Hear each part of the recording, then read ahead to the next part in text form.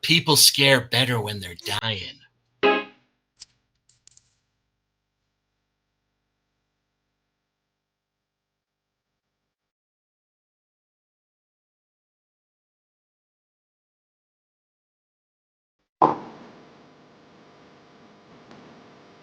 Woo!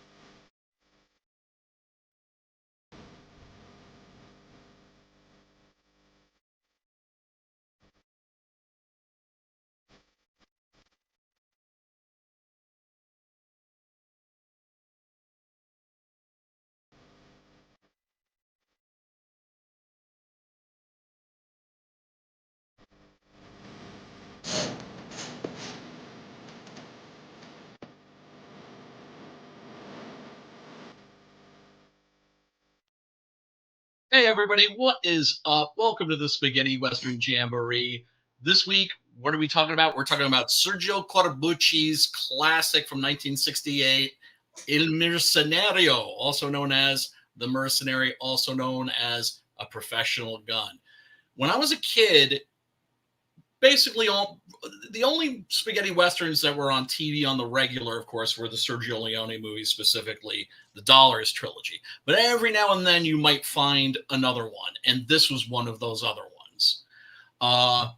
This is a fucking classic, great movie, definitely top 20, and you can watch it for free by clicking on the link below in the description. Although I know some people just for some reason don't trust Tubi or something like that. But guess what? You can also find it on YouTube. This is a very easy to find film. It's also on Freevee, on Amazon. So you're not going to have trouble finding it. And it is definitely worth your time. So we're going to get into that. We're going to check this movie out.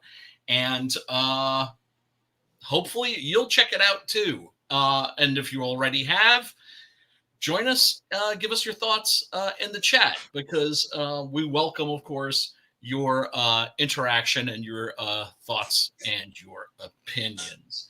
Anyway, let me bring on my boy, your boy, Preston Acevedo. What's going on, brother? You know, I noticed in the beginning of this movie, they had those little people like walking out, and Yeah. in the rodeo arena. Or what is it? Yeah. Whatever. Yeah, they're like rodeo clowns. Yeah, and me and my wife, we were watching one of my favorite movies, all time favorite movies, last night. Time Bandits.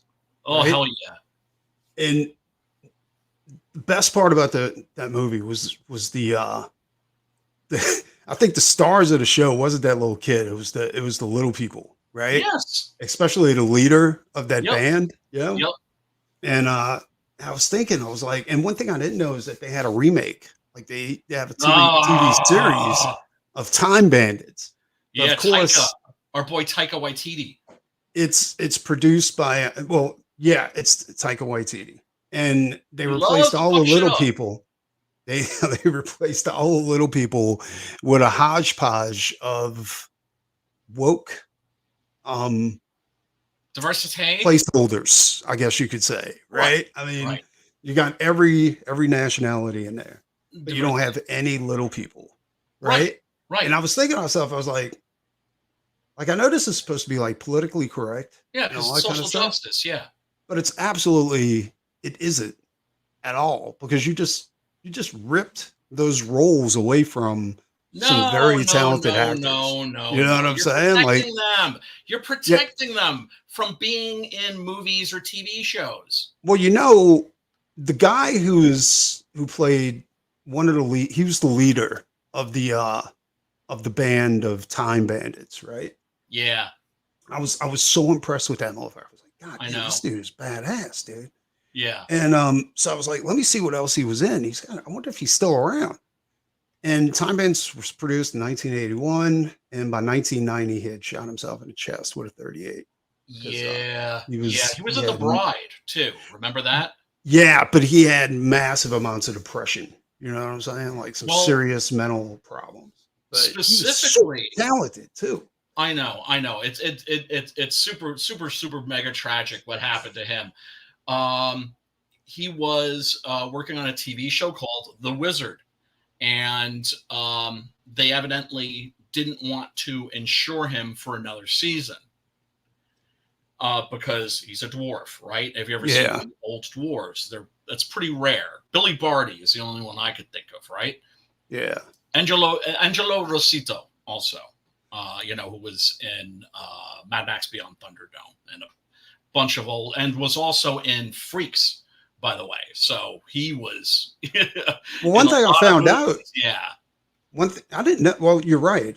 Obviously, I mean, I never thought about that, but you're right. Like you don't see old dwarves. Right. Now, one thing I did read when I was reading about his death was that he was supposed to be. He was like that next week. He had already been booked as a trader on Star Trek: Next Generation. So he shot himself right before that role. That's horrible. Super duper tragic. Yeah, David Rappaport. What was his name? Well, I mean, you can't have dwarves now in the new Time Bandits because, first of all, Taika Waititi, right? We know how he loves to take a franchise. That's so bad, though, dude. You know what I'm saying? And also, specifically, Peter Dinklage put a stop. Peter Dinklage is the biggest asshole. Pull that ladder up right after him, man. That's right. All those fucking parts for little people, those are all for me now. Go fuck yourself. You know, I hate to say it, but that was a pretty smart move for Peter Dinklage. You know, even though he's a fucking traitor to all those people. He's a piece of shit for doing that. Is what he is. And to be honest, I don't think he's that great of an actor. You know what I'm saying? I do, but it's still a dick move. Oh, it's a huge dick move. And speaking of dick moves, what's up, Matt? What's going on, Matt? What's up, son? We're talking about Time Bandits. I'm half of Edward Fortingham. I saw that. Ooh, I saw that. It looked kind of woke. What you drinking? No, I'm talking about the old Time Bandits, not the new one. Oh, Mickey's. I never the Terry Gilliam. I never watched it. I always wanted to. It's on the list. You never seen the original? I saw that they had the new. Oh, dude, you got to see that. The dude looks like he has a face hugger on his head, like the evil guy. Really? Yeah, it's like two skeleton hands with a spine coming out of it, holding onto his head. David Warner has it's like PG. That's like PG-13. I was going to watch it with my kids, but I wasn't sure. Dude, it's amazing. I don't know if it had that rated incredible.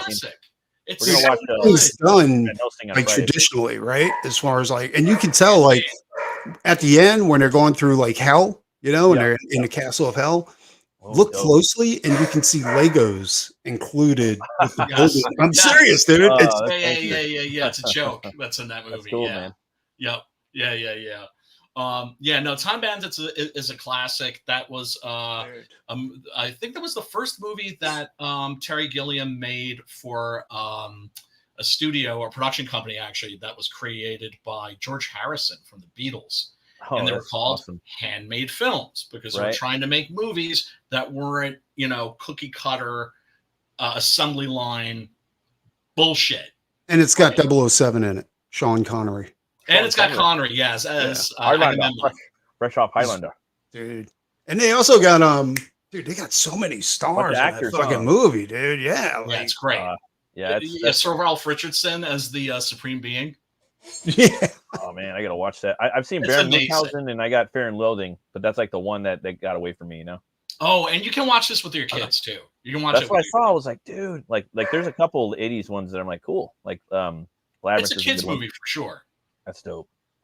Yeah, man. That's awesome. What up, Bracey? What's going on, man? A very dark kids movie. Don't touch it. It's evil. It's fucking awesome. Evil. Yeah, the ending's a little fucked up, but like in a good way. Right. You guys gonna go watch Beetlejuice? Yep. Probably not. Probably that's not. That type of movie though that you're talking about, handmade, you know, but with a couple bucks behind it. Well, it's got your boy's back as Beetlejuice though, right? Yeah, Beetlejuice. Yeah. Still looking pretty Dafoe. cute. You know, that was my waifu back in the day. Yeah, Willem Dafoe is a B movie actor that's turned a detective in the Netherworld. So that's gonna be a fun. It seems like Wolf Hartigan or something. And then Monica Bellucci is, I think it's gonna be Beetlejuice's ex-wife. Because in the movie, he pulled out the ring and it had a chick's finger. He's like, she meant nothing to me, nothing at all. Remember that part? Yeah. So I think Monica Bellucci is that's yeah. Dude, I'm that hype. I'm that hype. I honestly can't wait for that movie. Like, I really want to see it. Yeah, dog. And like I watched like a Fandango did like a 30-minute little cast roundup. I love those things, you know. And Keaton was like, dude, I want to just make this fucking movie and not tell anybody and just be like, just drop the shit. You know what I mean? Like, oh, we made a little something for y'all. Check this shit out. Like, I was like, that would have been pretty gangster, you know. I think the movie is either gonna be like it's gonna do okay or it's gonna do fucking Top Gun Maverick numbers. Like it's one or the other. Oh, it's gonna be a hit. I think it's gonna be huge. Like $1 billion. Good. That's the question. Yeah. And then of course that leads to the question of if it's a hit, is it gonna have legs? Right? It's not gonna have a lot of Beetlejuice beyond its opening.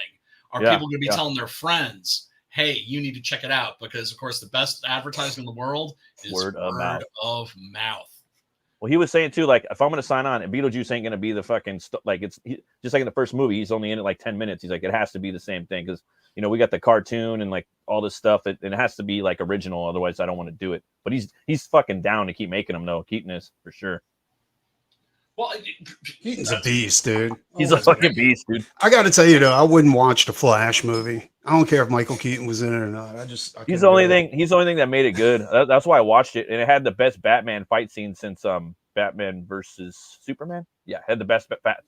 Still, it's that one. Yeah, number 2 ever in my opinion, ranking and be Ben Affleck's warehouse fight to save Martha Kent, and then the fight scenes with Keaton when he's over in Russia. I still haven't watched it, and it it's just one of those things where it's like it's in that pile of movies, and and there are movies that I'm in a hurry to get to, and there are movies that I'm not in a hurry to get to. And The Flash is one of those movies I'm like not in a hurry to get to, but one of these days I'm sure I'll give it a look. I went and saw Deadpool versus Wolverine yesterday. Was yesterday? Yeah, for $5. It was a blast. It was a blast. It was a blast. It wasn't as funny as The Mercenary, and I'm being totally honest with you. Yeah. But it had some laugh out moments, but not like this fucking movie. I was laughing out loud at The Mercenary nonstop. Dude, I'll tell you straight up. We seen Maxine. Oh, dude, it was fucking amazing. It's great, right? I gotta check those out. Best in the franchise. Best in the trilogy, I think. Dude, we got a gang of horror movies coming out, like a gang of dope movies coming out. We got Beetlejuice. We got Nosferatu, Terrifier, Hellboy, Crooked Man, and then there's one more too. There's 5. There's like 5. I can't remember. Alien Romulus. That's like 5. Which looks dope. Yeah, I want to see that. 5 solid horror movies coming out. You know. Yeah. For the end of the year. Yeah. Well, I mean, like I always say, it's like horror is cooking right now because it's a budget thing. You don't need trying to set up Christmas Day, dude. I'm like, so who's gonna watch the kids? Because I want to go see Nosferatu Christmas Day. Like, I love going to the movies on Christmas Day. You know, after I make bacon and Cinnabons and then have the kids open the presents. Like, let's go watch Lord of the Rings or fucking like I want to go see Nosferatu. Your sister watch the kids. That would be fucking cool, man. You know, like when we were looking at the Bracey, you got to turn your mic on, bro. Sorry about that. When we watched the trailer for the Eggers Nosferatu, I was thinking like, this is what they should be doing. This is what Hammer should be doing. Bring like back perfect. Gothic horror, make it scary again. Even if the movie's complete dog shit, that trailer is perfect. It's amazing. It's amazing. And of course, like I said, Hammer Studios were officially back, and like we're gonna get Gothic Horror Studio again and all this other shit. And then they dropped the trailer for Dr. Jekyll, and it looked woke as fuck. That is going to be on Shudder soon. I think it's not even getting a theatrical release. I'm sorry, dude, but I just right now. I mean, you don't know the politics in England, but the politics in England is like everything is like they're locking motherfuckers up for commenting on the internet. You know what I'm saying? Gendering people, yeah. There's no way I can see them starting Hammer now. No way. And it being like an actual horror movie studio, dude. There's no fucking way. You can't even preach into a microphone about Jesus, dude. They'll arrest you. But exactly, like 10 blocks over, you could pray to another god. And exactly. Did you hear? I mean, did you see what Elon Musk like posted on X? Like they had 3 people on there. One of them was convicted of making T-shirts that were, anti-Muslim or something like that, and the other one was putting out flyers, and both of them got almost a year in jail. Yeah, and the dude who raped three kids got 6 months. Yeah, the 3 little girls got stabbed to death too. Yeah, by Somali. Can you guys? Dude. It's crazy over there. Can you guys hear me? Dude? Nuts, dude. Yeah, I can hear you now, bro. It's not my microphone. It's StreamYard. You might want to try adjusting your volume too. You might want to go click on settings, and because that's the thing. It's like whether you're using Zoom, whether you're using StreamYard, it's like they all have like different kind of volume settings. I've had to figure this out the hard way, man. It asked me if I could accept cookies for the first time right now. Like you got to accept cookies now for StreamYard.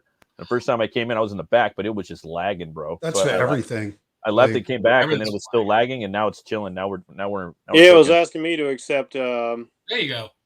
Frigging cookies too. That was weird. Every website's asking that shit now. Mm-hmm. You know? Well, I mean, it's an election year getting closer and closer to November. So I'm actually surprised that they haven't been clamping down even more. So, they've been, if anything, they've been dragging their heels, I would say. But, it's funny because, you're talking about politics. Tonight's movie is a political movie. The thing about the Spaghettis is they made, of course, 1 billion of them. Right, because that was the Italian way of making movies. It's like they were quick to hop onto a trend, and there were periods where you had booms where it's like all they were making were peplums, and then suddenly it was the Spaghettis, and then it was the crime movies, and then horror came back, and, and they just make 1 billion of those. So with the Spaghettis, you get a lot of subgenres. So you've got like the horror Spaghettis, right? Which we've covered on the stream.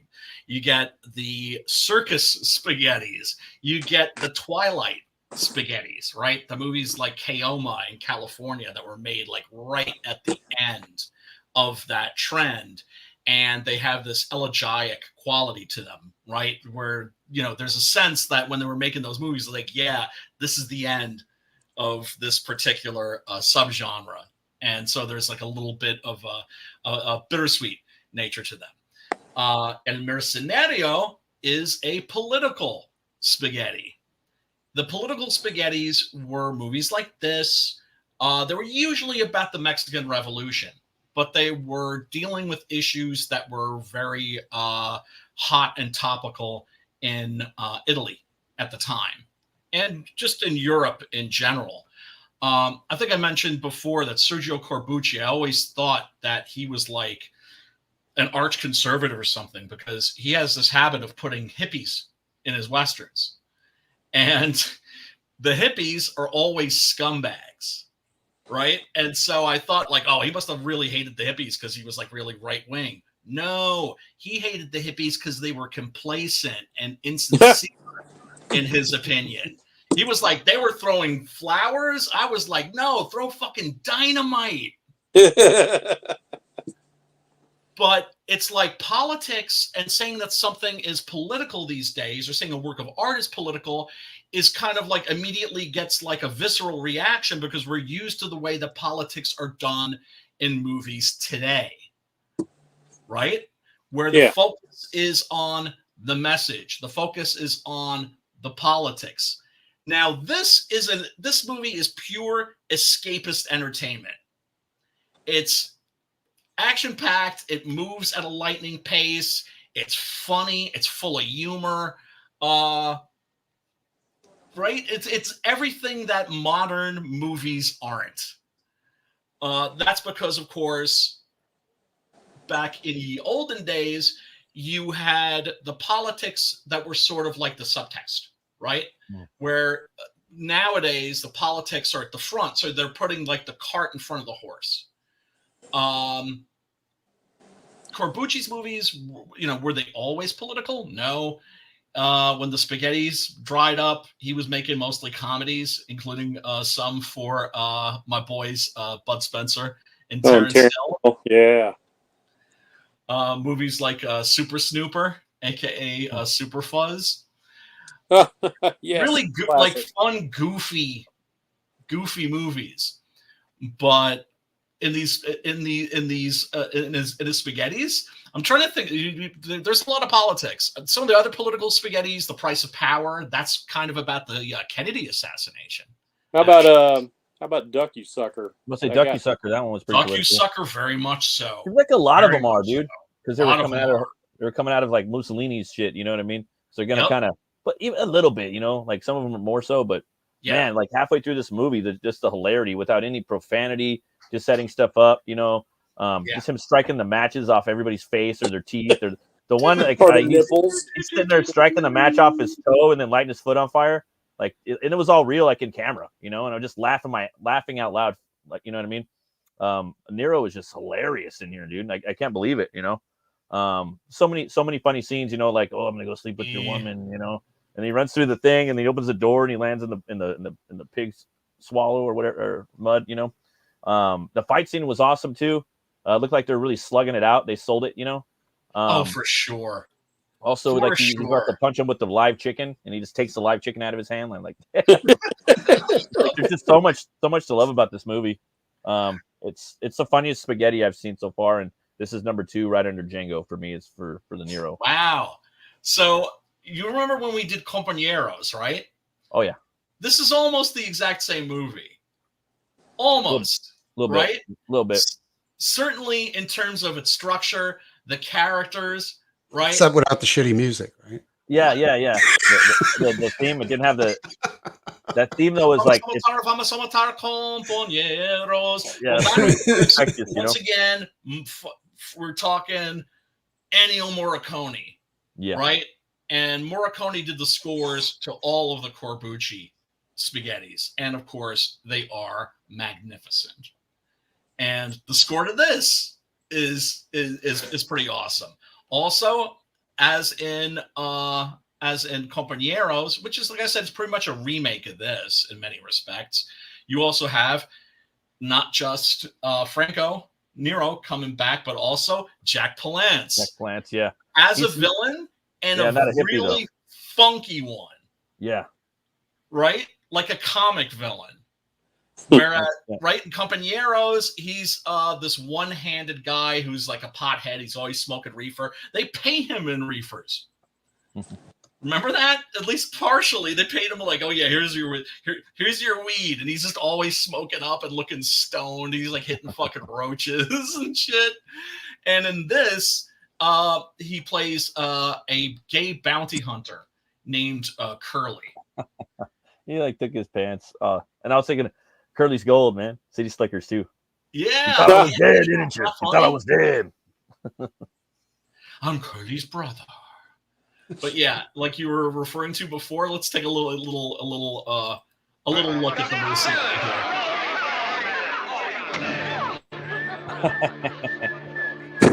That's gangster. Right up to your face and dissed you. Beep. It's cool seeing him doing his own vocal work in here, Oh yeah. It's like seeing Doug Jones doing his own voice on fucking Hellboy 2, instead of the whatever his name is, the dude from Frasier. David Hyde Pierce. Yeah. Yeah, and it sounded perfect. Sounded like the exact same guy, really. From the cartoons too. Yeah, they sound the same. Yeah.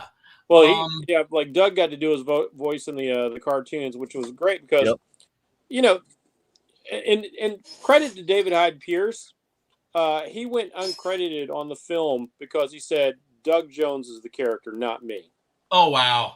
Yeah, that's all right. That's a gangster move right there. I will say this: David Hyde Pierce made an amazing possessed preacher. I heard about that. In a new movie, right? A newer movie. It was fucking sick looking. I was like, get the fuck It was with Russell Crowe, right? Maybe? Yeah. The movie was shit. Like, it wasn't a good movie.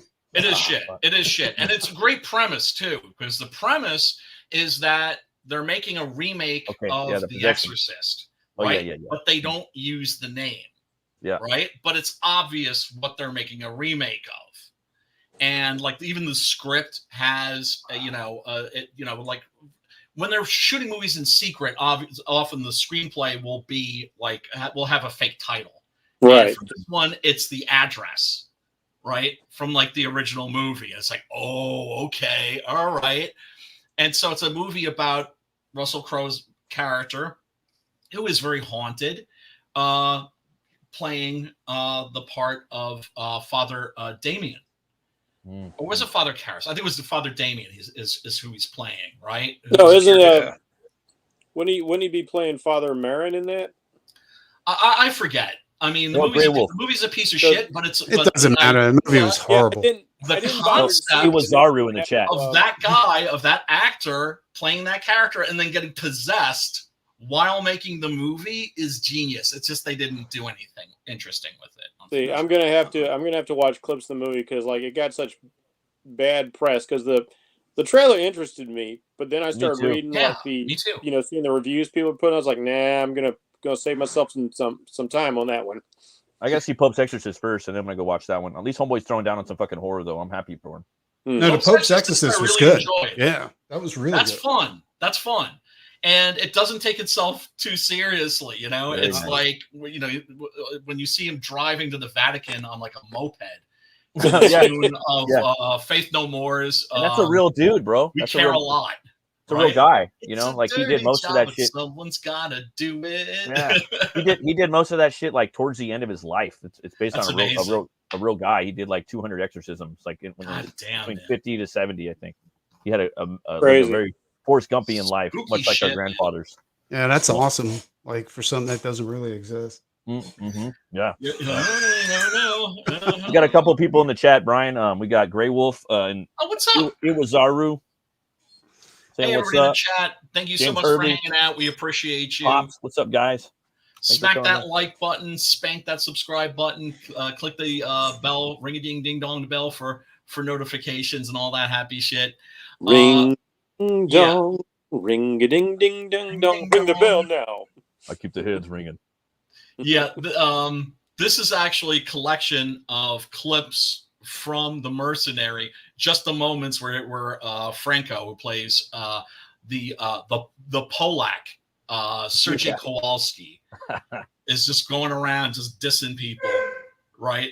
Like a G, with striking matches off of matches. Dissing people with his matches. Shots a minute. I bought it for a good cause. The nipple strike. Yep. Like I said when we were talking about it, was like that must be some hard nipples, right? Yeah, man. Her headlights. I like that whistle though, dude. I like that whistle though. Like they got the whistle in here instead of the Companeros theme. They got that dun, dun, dun, dun, dun, dun, dun, dun. I can't whistle, but just the melody's dope. Quick total non sequitur. Actually, it's not that much. Mark Mothersbaugh from Devo was at a party once, and there was this old Italian guy there, and he didn't speak a lick of English, and so he was kind of sitting by himself. Yeah. And then Mothersbaugh asked, like, who is that guy? And someone said, oh, that's the guy who whistles in all of the Ennio Morricone spaghetti westerns. When you say this, I like figured this. It was like, what? And he went up to the guy, and he was just kind of like, Once Upon a Time in the West, the Mercenary, El Mercenario, and he was like, yes. Whistling. And so what happened at the Starts party whistling all the tunes. Was an impromptu concert where the guy started playing his guitar and was just whistling these Ennio Morricone songs. That's like some proto John Carpenter touring shit right there, bro. Awesome. Yeah, boy. That's fucking dope. Yep. Yeah, boy. When you said it, Brian, I just pictured him chilling there with like all in the dark, you know what I mean, with like a light right on him. He's sitting there with his legs crossed, smoking, like about to whistle. Yeah. He just whistles one little thing, and someone turns around with their drink. They see. I never considered that'd be like the same guy whistling throughout all these tunes. Yeah, he was like the guy. Yeah. Let's make a Western about him. The whistler, like where he whistles all the tunes. Maybe like he whistles all the tunes from all the spaghetti westerns. And it's like a modern Western though, and he just like that would actually be kind of cool. I'd watch that. Cool. Yeah, he like takes fools out like he's a hitman. He takes them out, but he's a cowboy, and he takes them out before. He could come in like Charles Bronson in Once Upon a Time in the West, but instead of his harmonica, he just starts like whistling his intro in. Yeah, no, he whistles every intro from every like spaghetti Western that he did.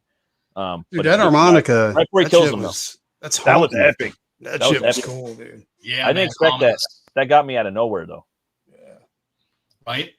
My own personal favorite, the one that always grabs me by the heart, is the score from it's and for a Roof, a Sky Full of Stars. I haven't seen that one. Opening check it out. To that, and the music is heartbreaking, heartbreakingly beautiful. That would yeah. I remember hearing it once when I was walking down the street in New York City and somebody had their window open and they were playing it, and I was just like, and you started climbing up the pipe and climbing up the fire. Is it a chick? Is it a chick? And you stick your head in the window and there's a pie right there, and you're like, and then they smack you and you fall down the. I don't know. She's cute. She likes horror movies and spaghetti westerns and swords and comic books and shit. Oh man.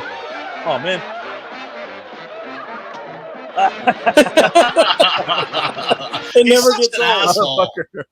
He's such an asshole in this. And it comes full circle too, right? I forgot all about this. Yeah. Full circle, brother. He's a fucking asshole in here, man. Yeah, he's so well written. Probably his best movie. Like, I don't know, man. I'm gonna watch all of his shit.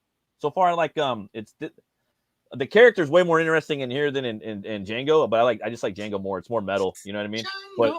But dude, this fool is a fucking hilarious asshole, man.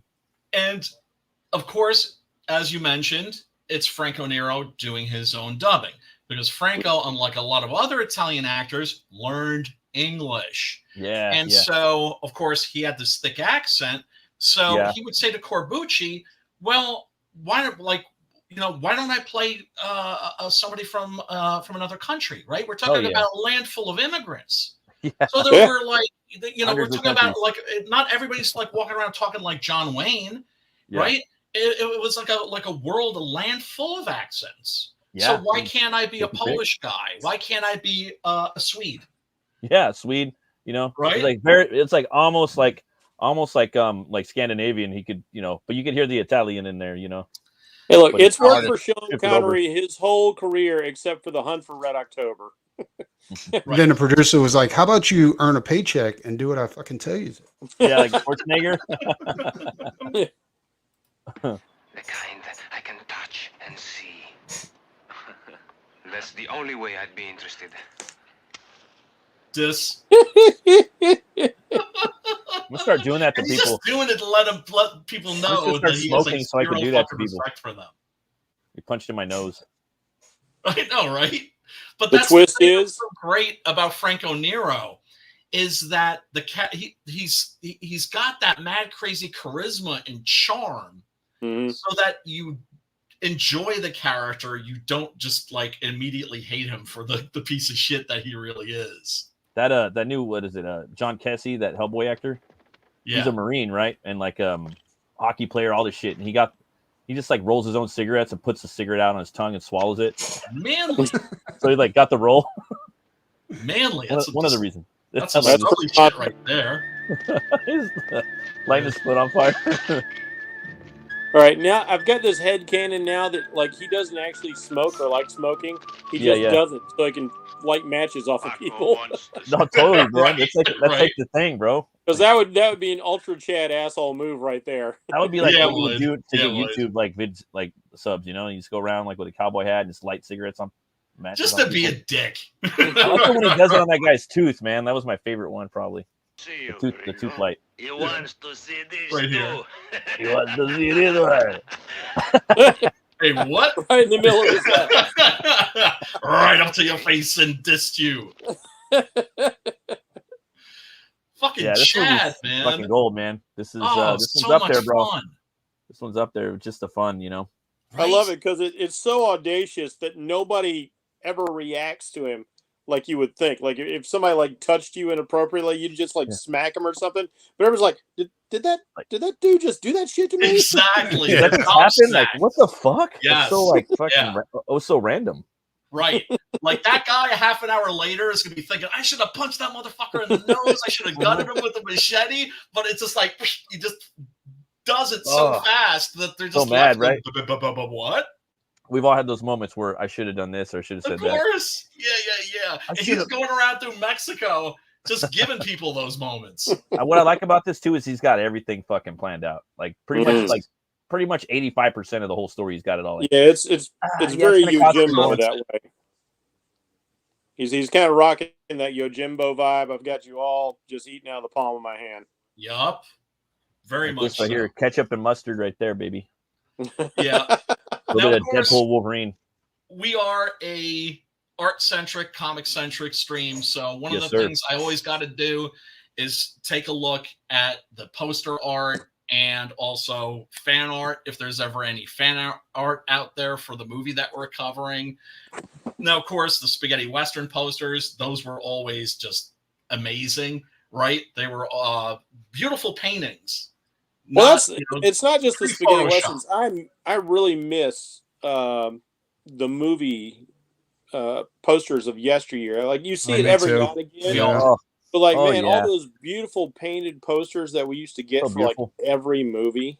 Every movie. But it's so much cheaper just to manipulate photos. Yeah. Do it in a cubicle, 5 minutes. Boom. Run it through an AI fucking, you know. I really like how Stephen King made a point of that, or maybe Frank Darnabont. I don't know who was responsible for that particular line, but they did that in The Mist, and I was like watching Thomas Jane actually paint the gunslinger in the Dark Tower. I was like, yes! I miss Thomas Jane, man. That fool needs to do a little comeback. Yeah, man. For sure. I think who was the producer of who owns Star Wars?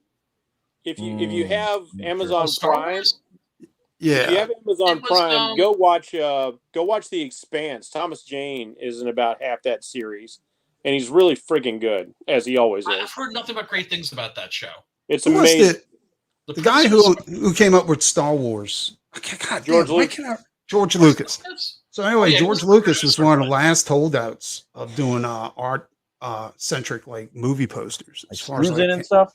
Yeah, he kept every Struzen poster that Struzen did for him as far as Star Wars, right? Yeah, dude. And once he sold Star Wars to Disney, that was the last time you ever had a Struzen poster. Because he had beautifully rendered painted posters for the prequels as well.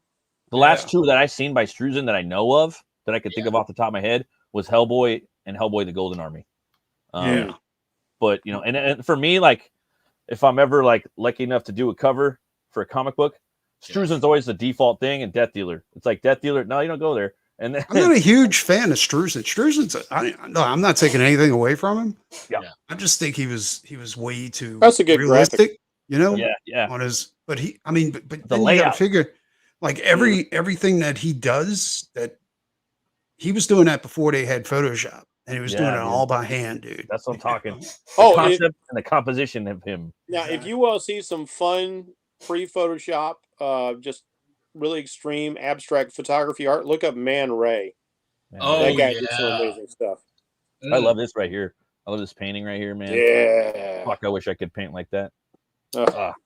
James Hurley, what's up, James? He says Thomas Jane is in an upcoming Shane Black movie with Mark Wahlberg.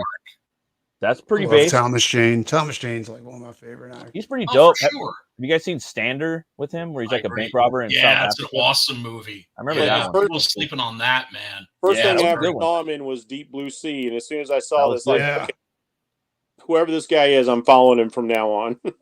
First thing Thomas Jane, the only reason he's been in a bad movie is because of writing. It's never been because of the acting. There are plenty of great actors that are in terrible movies. Yeah, I mean, like Ron Perlman. I'll see Ron Perlman slumming it, for a paycheck, but he always gives 100%. Yeah. Christopher Walken, he had that period in his career where he was just doing nothing but like direct-to-video movies, and he was always amazing in them. And evidently, he would take the parts if the characters were interesting.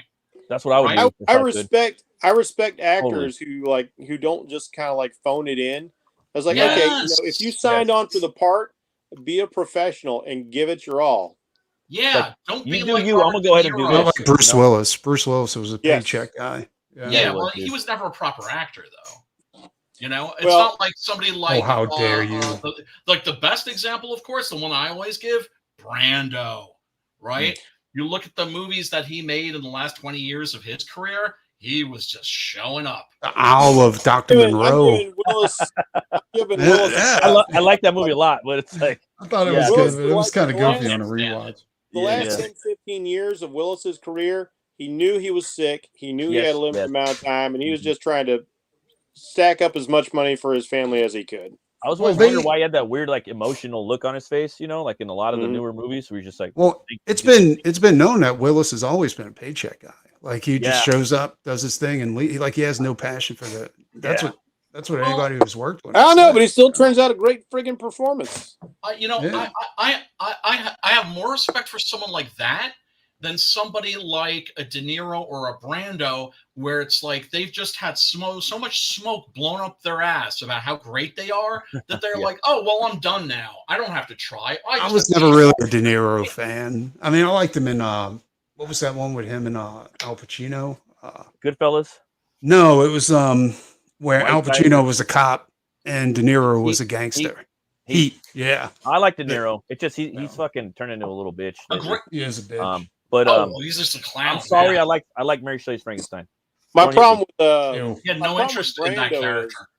Brando's obviously a phenomenal actor, but amazing. The friggin' thing that his big problem is, like, he hated doing scripts. Like, he would just ad lib like all the time, and it would drive everybody else fucking crazy. And everybody memorize for shit. Yeah, he wouldn't. Yeah. He just wouldn't do it, and selfish. Everybody else is having to work around him. And right. Bullshit. You refuse to do treat the rest of your cast members like that. Isn't that the thing with actors? Like they were saying that about Michael J. Fox. Like when he made it, like he would show up on set and just rewrite the script. Like maybe he has Parkinson's or something. He was like, I can't do that. I don't want to do that. This is gonna be hard. I got Parkinson's. Yeah. He's like moving around like a snake the whole movie. Like if I can do this, can I get electrocuted at some point? You do have to watch out with that with certain people when they get so big, because like one of the reasons they didn't call what's his name back in Edward Norton to play the Hulk again for the MCU. Because he kind of took over the production. He was doing rewrites because he's like writer director too. It's like he's like, oh, I'm gonna make this. Instead, like, look, you signed on to be an actor, dude. Be the actor. If you want to make a movie, you want to be the director, producer, writer, whatever, then go do your own thing again. But like, do the job that you were hired to do. Exactly. That's kind of a shame too, because Edward Norton was a good Hulk. Like he was the closest thing you would get to Bill Bixby. He's my favorite. He's my favorite movie Hulk, and like. Me too. But he's a pain in the ass to work with, apparently. Yeah. Yes, notoriously. I know people that work on movie sets in New York City, that do lighting, right? And those are the people that really know like what people are actually like, right? Because are we gonna get to the famous Christian Bale? We're gonna get to the famous Christian Bale like hollering at the lighting guy and like no. Okay, I'm gonna go there. I'm gonna say it's just because like I've mentioned it now. So like we're talking about you're talking about the lighting. So here's Christian Bale. He just reams out. He stops whole production. He reams out the lighting guy because he can see. Fucking professional. Well, here's the thing. He can see him walking, right? He's like, I'm distracting me. I'm trying to do my thing. I'm not over here knocking over your fucking lights and shit. It's like, Christian, I've watched a number of your movies, man. Have you ever worked outside on a busy street? Oh, yes, you have. And what's happening on the busy streets? There are people walking by. There are cars going by. There's all sorts of noises and distractions. And yet somehow you can focus on the street. But you're in a fucking set and one guy catches your eye and you flip out. Fuck you, Christian Bale. That was unprofessional. Yeah. And the thing about, and we talk about this frequently on this. I do too. Terminator Salvation. Everybody knows about that. Everybody knows that story. But on the Italian sets, everybody was equal, right? And so you wouldn't get away with shit like that at all. Yeah, you get punched, right? Because smack you in the head. The star of the film, the director, the producer, and the grip were like this, right? Everybody was equal. And they would get together, they wouldn't have catering. They'd get together and would cook for lunch. Nice. And, famously, Henry Fonda, when he asked Eli Wallach, he was just like, go, take it. And it was like, you don't even need to read the script. He's like, go, you'll have the most fun you ever had making a movie. So they were having fun making these films. Mm-hmm. And, you didn't have a lot of British theater people are in a lot of TV movies, TV shows and movies these days, because also in the British theater world, that's the same thing, right? They have the exact same attitude. And so if you throw a hissy fit or you're a prima donna, everybody's going to be looking down on you and nobody's going to want to work with you because you're just being a dick. I can't wait till I'm famous and I can be a dick to all you. Oh, it's going to be awesome. It's going to be great. It's going to be great. I'm like, Matt, shut the fuck up. Get off my set. Shine these fucking shoes, motherfucker. Get on my set. Ruining my character. You're breathing my air. You're breathing my air. God damn it. What's that character Tom Cruise played? Les Grossman. Oh my god. From Tropic Thunder. You can totally be Les Grossman all the time.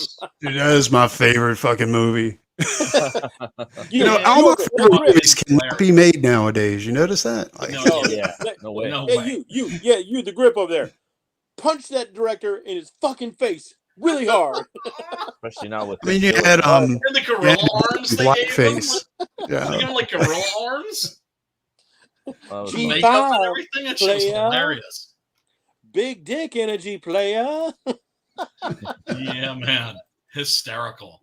Hysterical. When he told me, he was like, you people always, he's like, what you mean, you people? I was watching some clips of Les Grossman again. It came across my YouTube feed. I was like, oh yeah, I'm going to get into this. And it's funny because Tom Cruise doesn't change his voice.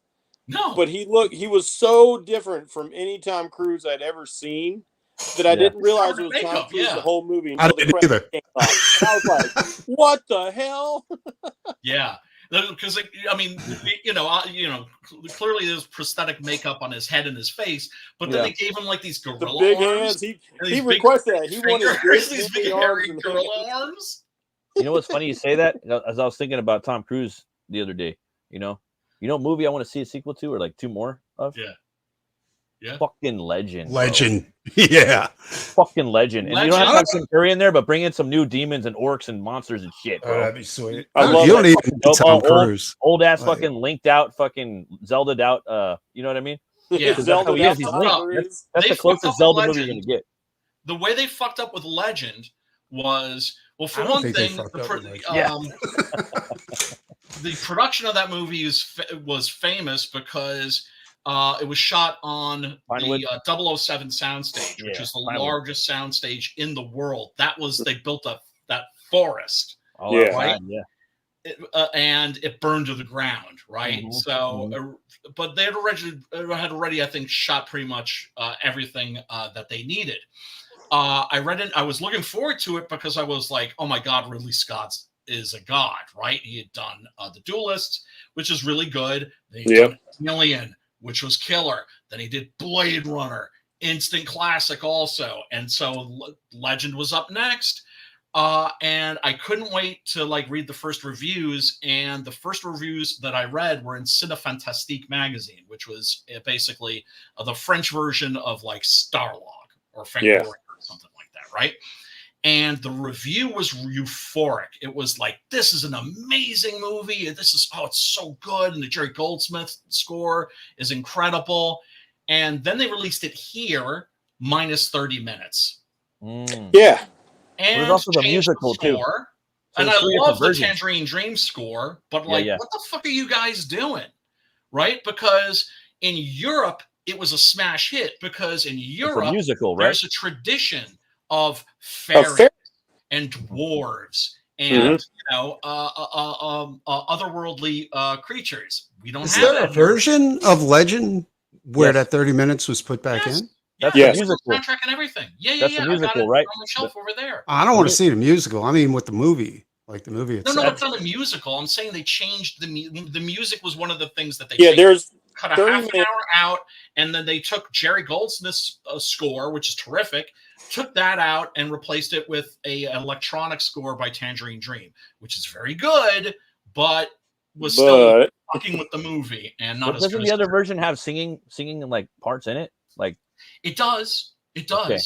So it's kind of a musical. It's not a musical, you know. I swore I have it, you know. And it looks like he was talking about it being Tom Hardy. Tom Hardy's going to be the demon this time in the new Legend. What? To be honest with you, though, I like the Tangerine Dream one. I like their shit more than Jerry Goldsmith's. I don't know. It's darker, dude. And they did it in 2 seconds too. I think they had a weekend to do it. And it's just perfect for me. I love it. But the original unmolested European version of that movie is undoubtedly better than the American version. We got robbed. And I remember going to see it in the theater and being like, I feel like I just watched the trailer for a great movie. You know what I'm saying? That happens. Well, I didn't know any better until, I don't know. I'd have to go back and watch that one again and see all the shit that they cut out. It just depends. I remember they did cut out a lot of shit, but I still like that OG one. And I mean, I've got the 2-disc. I got the two disc set, right? Me too. So, dude, I want 2 more. That's what Tom Cruise should be doing, man. I guarantee you if he did one more of those movies and they did it good and they get really back and really go smoke some dope, fucking come back. You know what I mean? That Ridley Scott don't live here no more. No. Go smoke some dope or something and come back.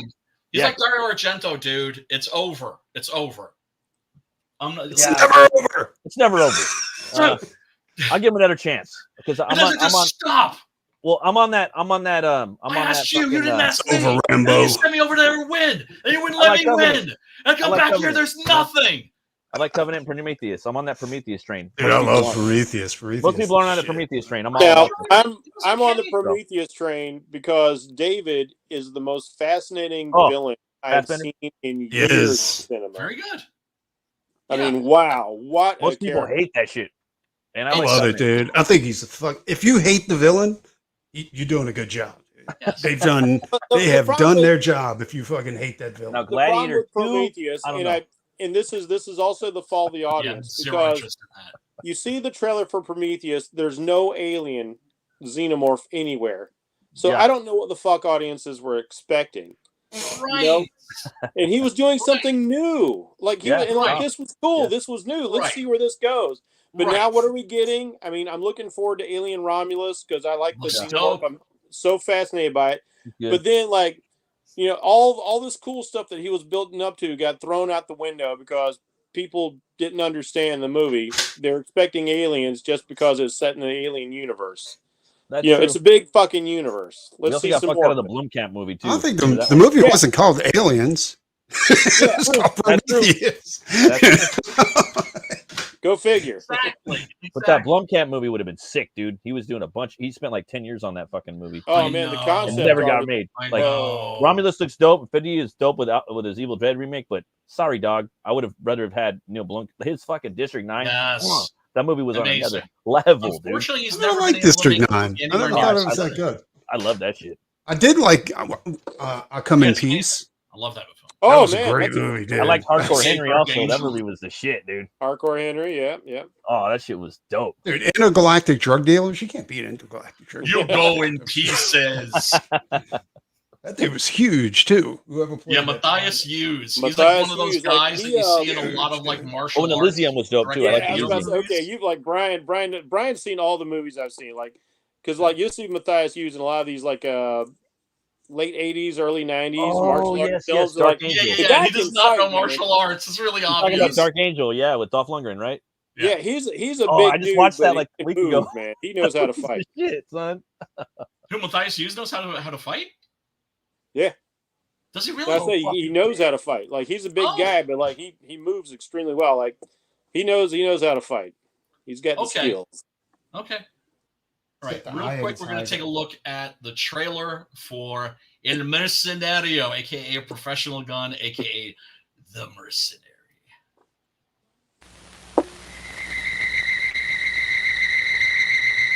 Nice shot.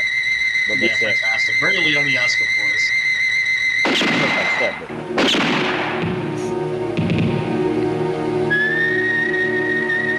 He sells death to the highest bidder. He'll sell your life for what he thinks it's worth. He is the mercenary. that Mercenary. Alberto Grimaldi, by the way, same guy that produced the Leone movies. If you're not ready to buy, Yeah. be ready to die. This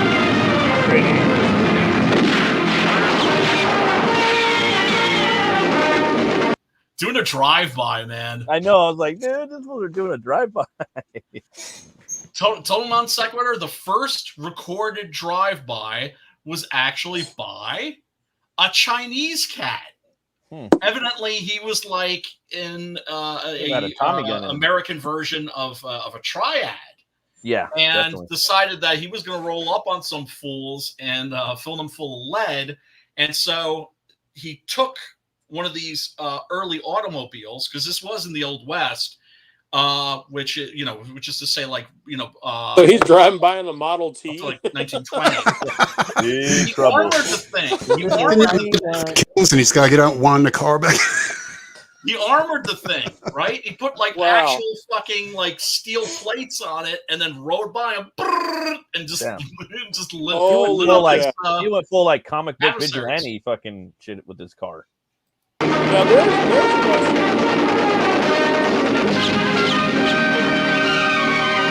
The mercenary. He aims for the money. His gun does the rest. Franco Nero. Tony Musanti. Jack Palance. Giovanna Ralli.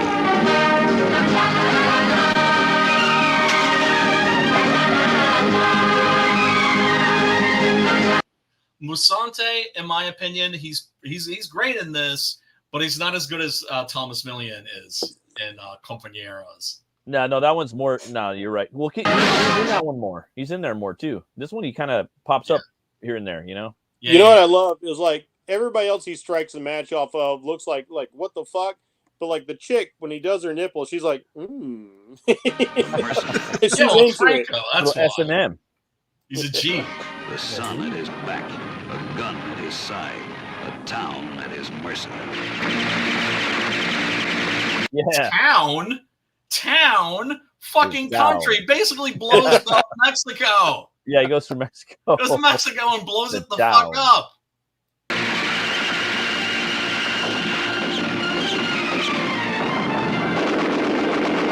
That part he just laughing his ass off. He's like, just Oh dumping. yeah, cackling. Yeah. Like that first part. That was one of the things I remembered most about this movie when I saw it on TV as a kid. And then He's once a sick again, fuck. Morricone and Bruno Nicolai, he was the guy that you got when you couldn't get Morricone. Morricone was writing the scores at this point, but he wasn't conducting them, right? So he wasn't conducting the orchestras. So he would write it, and then Bruno Nicolai would do his thing. Corbucci, diciamo Vincenzo.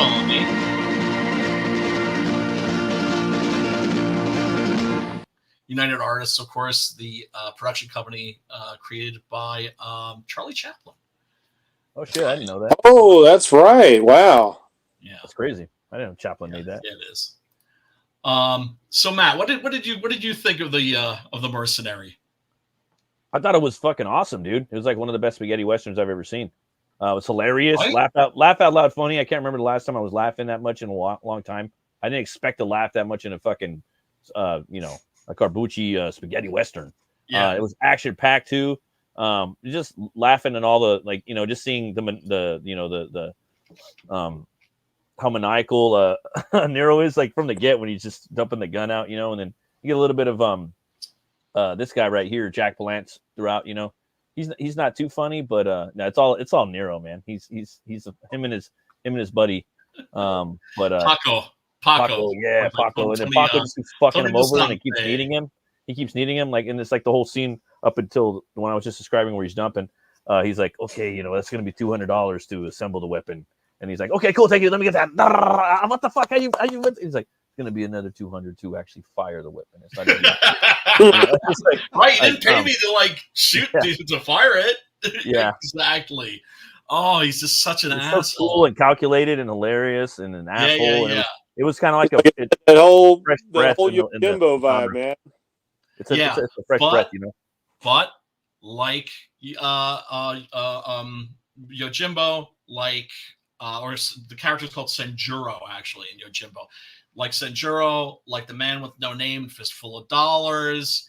Of course, the guy's heart softens through the course of the film, and he starts to identify with the revolutionaries. Like when he buys all the meat, he buys all that smoked ham and all that shit. He goes into that little butcher place or whatever, a little general store, buys all the food for him. He knew they were coming. You know what I mean?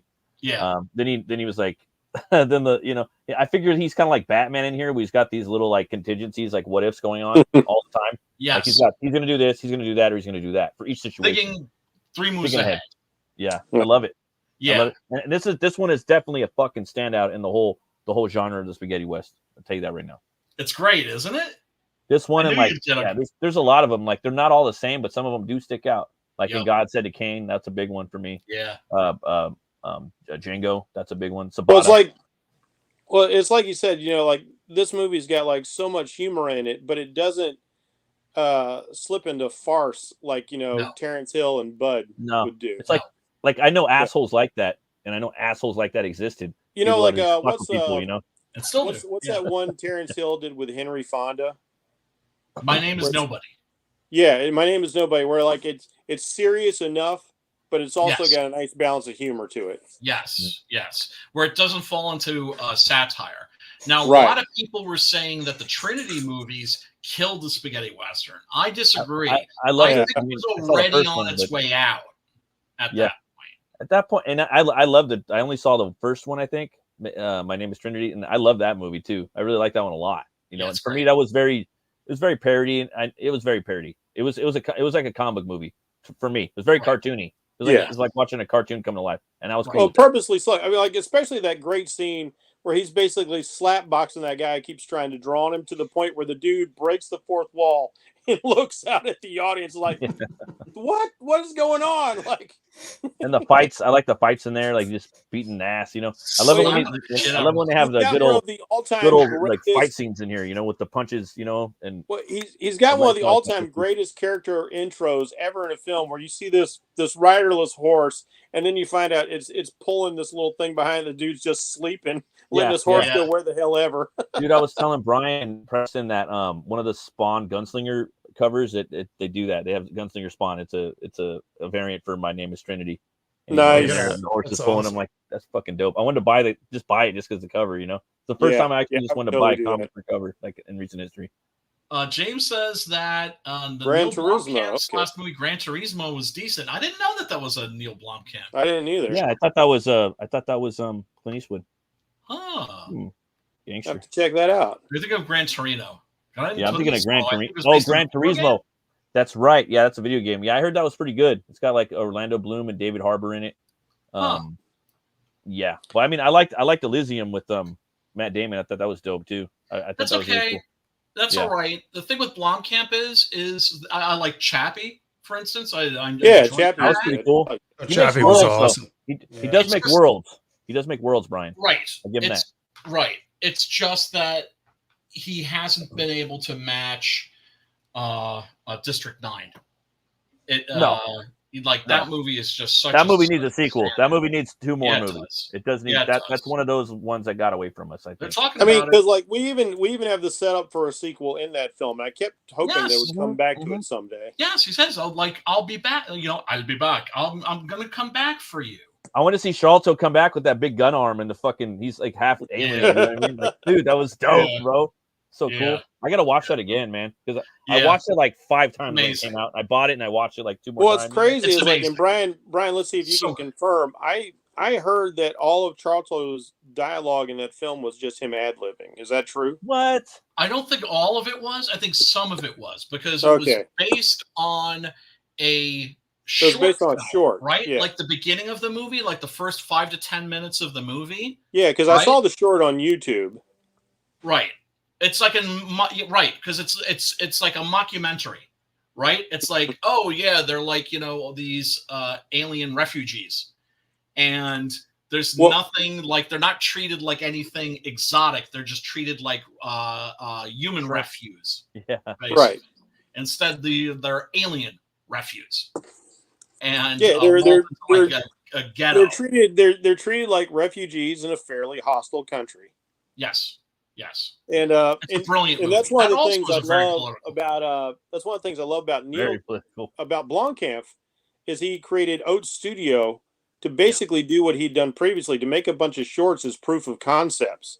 Yes. Yeah. And man, his shorts are as good as anything being put out by Hollywood. Didn't they have something to do with Dread or something? You can watch those on Netflix too. They're not hard to find. He had something to do with Dread, didn't he? The first Dread movie? I could have swore he did, but I don't know. I think that was like a Kiwi or South African production.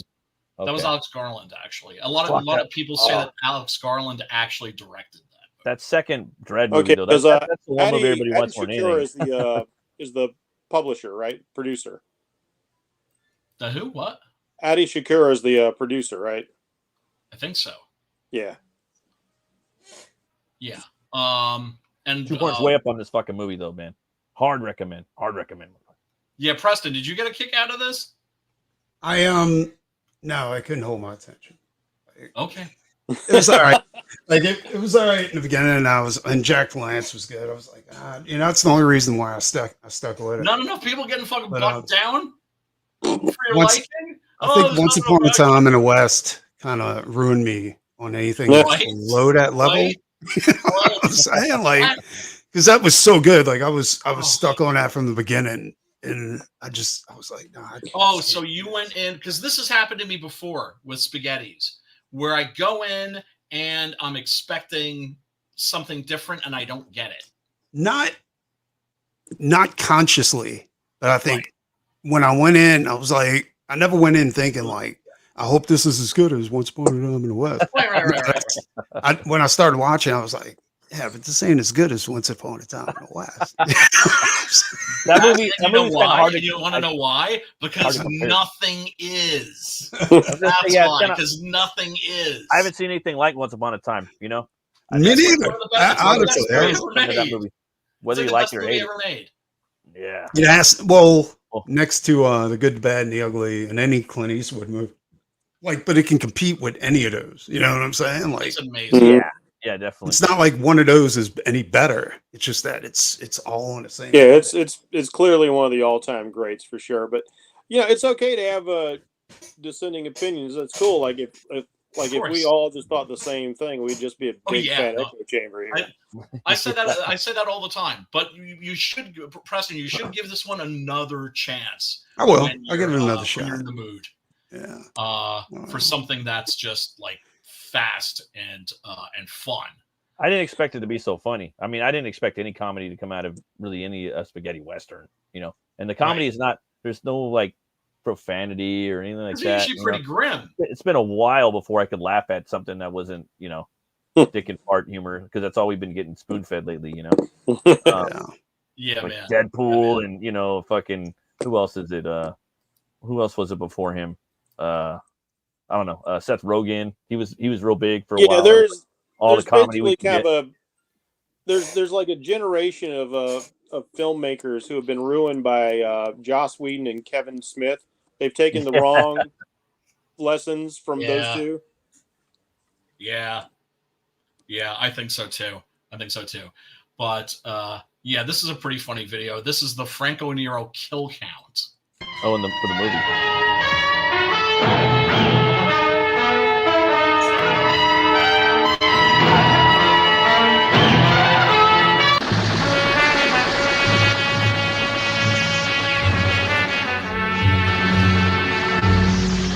I like how the horses just fall down, It was a good stunt right there. Put them in ditches.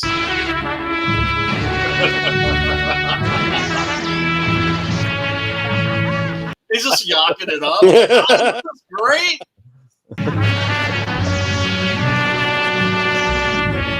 We're in the double digits now.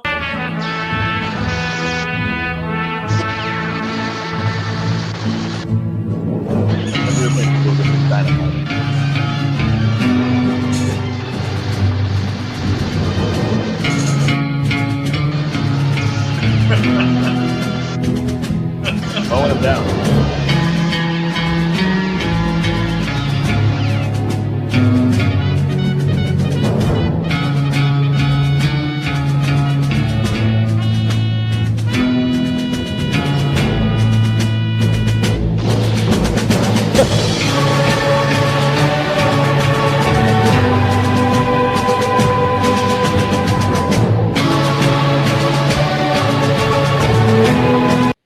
And of course, like all of these movies, just beautifully shot. Forget about that Jesus parade that they had. They had the girl dressed up as Jesus. Yeah. The three wise men. Yep.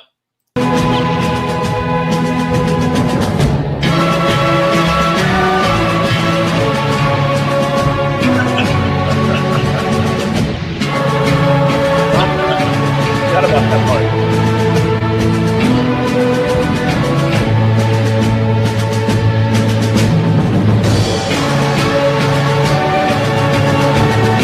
When Franco gets that machine gun, man, And somehow he is not burning all the skin off his hand holding that barrel. Yep. And he's not hitting any of those sheep, too. He's just fucking taking those out. it's not hitting either.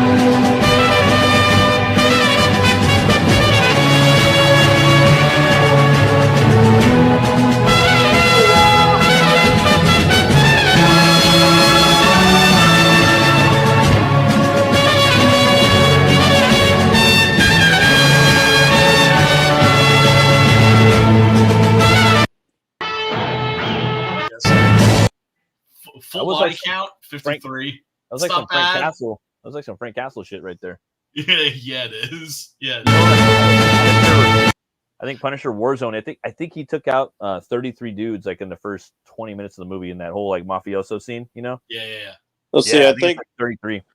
I think the highest kill count in one of the John Wick films is slightly over 120. Damn. They average between 80 and 100 people killed. Right. So pretty much I used to do this genocide. kind of thing for fun. If I'd known that years later, like there'd be a thing called YouTube, and I could actually make a living just counting how many people get off in the film. I know. It's great. It's so cool. I gotta see John Wick 4, man. Fuck, I still haven't seen it yet. Oh, dude. It's great. Fuck. Those movies, like I didn't like the first one. I love the sequels. John Wick's one of those things where you can't watch them back to back. Because then at some point, it's like watching Die Hard back to back. At some point, Jesus, I'm watching the same movie over and over. I absolutely watched 3 of those movies back to back, and that's only because 4 wasn't out yet. I was like telling my wife, "You got to watch these films. You got to watch these films," and we just binged them. Yeah, I mean, I remember seeing the first one and not being impressed with it, and I thought it was okay. I remember when I saw it, like there was It was a mirage. It was an oasis when it came out for me. As far as like action movies, we haven't got shit for such a long time. It'd been a while. My jaw dropped because it had all these, it had all these boxes that need to get checked. You know what I mean? And it went above and beyond that for me. As far because we didn't have anything in like mainstream in a while, dude. Right. Like, so I was just like, oh my god! Like it had gunfights and crazy gun shit, and he's doing gun fu and fucking. He's having a little wrestling match, and it was like the 90s jacked up on steroids. Yeah, dude. And he was just quiet. You know what I mean? Like John Woo style shit. Yeah, it was great. Like you said, like the gung fu mixed with the jujitsu, that was pretty sweet to see, like grappling and gunplay and like these tight quarters. That's another movie we watched. Equilibrium. Equilibrium, like the other night, and I was like, so good. Yeah, I put it up there with The Matrix. Like, and what's great about Equilibrium is, having studied martial arts for a long time, I watched that film and I go like, I know that you can't do this in real life, but damn, they make it look plausible. I know, right? Yes. Well, Kurt Wimmer, the director, there's footage of him doing this. He created gun kata in his backyard. That was him just fooling around with fake guns and just striking all these different martial arts poses and stances with the guns. Of course, inspired by like the John Woo movies, right? Yeah. Can you imagine some white dude going to the ghetto and being like, "Let's do this"? Well, what I love about the gun kata too is that it's all based on mathematics. Yeah. Right. Oh man. That if you kick in the door. There's like 7 guys in there. Here are the odds of where they're going to be standing. Statistically, this is like we've broken down, we've analyzed, we put the algorithm or the AI. Right, but he can do it in this. You're telling me. Yeah, but the Grammaton clerics can do that shit in their head. Sherlock Holmes in his head.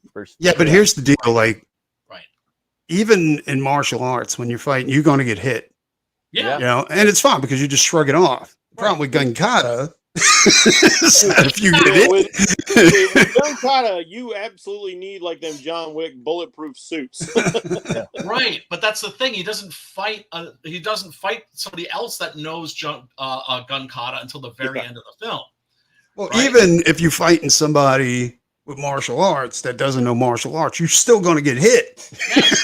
I'm saying. I'll say not necessarily. I've seen some dudes who are pretty untouchable. I got to ask you guys a question. Yes. If you were going to put your 4-year-old kid into any form of martial arts, what would it be? Jiu-jitsu. What about you, Brian? Well, I mean, I would.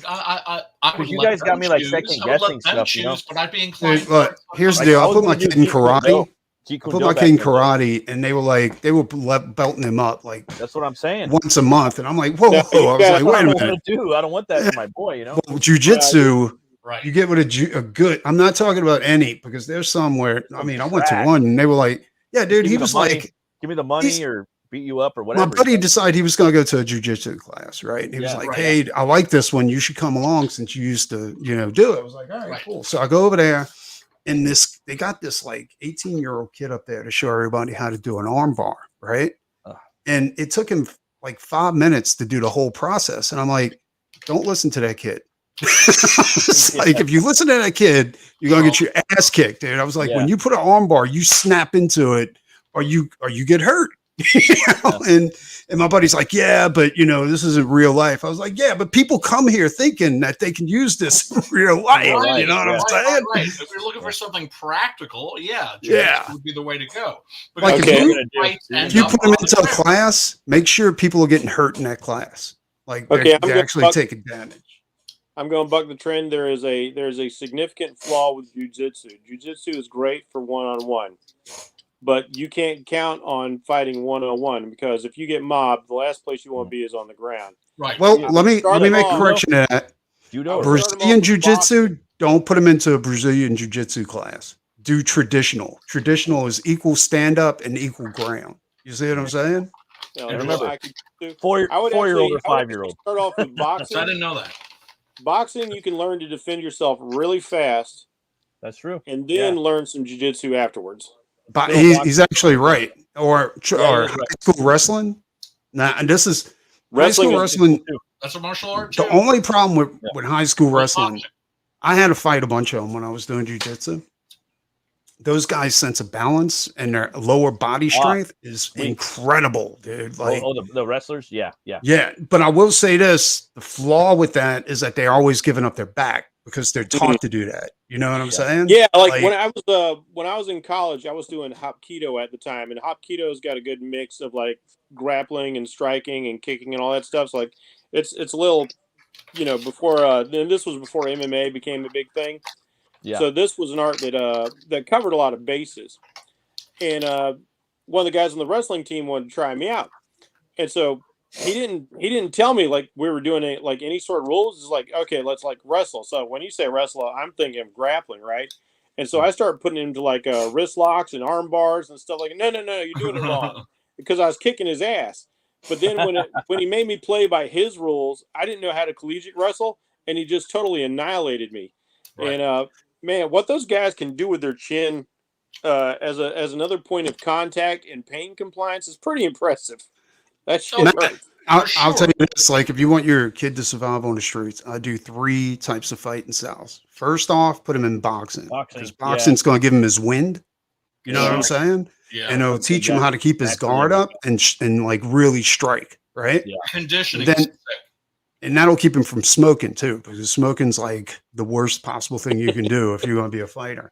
Second thing, go straight to traditional jiu-jitsu after that, right? Because boxing's going to give him a good sense of balance, and fucking strike, and it's going to balance, make him quick, timing, rhythm, conditioning. Yeah. Exactly. And he's going to be a holy terror when he gets into that jiu-jitsu ring. How do you guys feel about judo? How do you guys feel about judo? Do you have any? I don't like judo. Judo's more of a game. You know what I'm saying? That you. Well, here's the when he tried. He said he was kicking much ass when he was judo.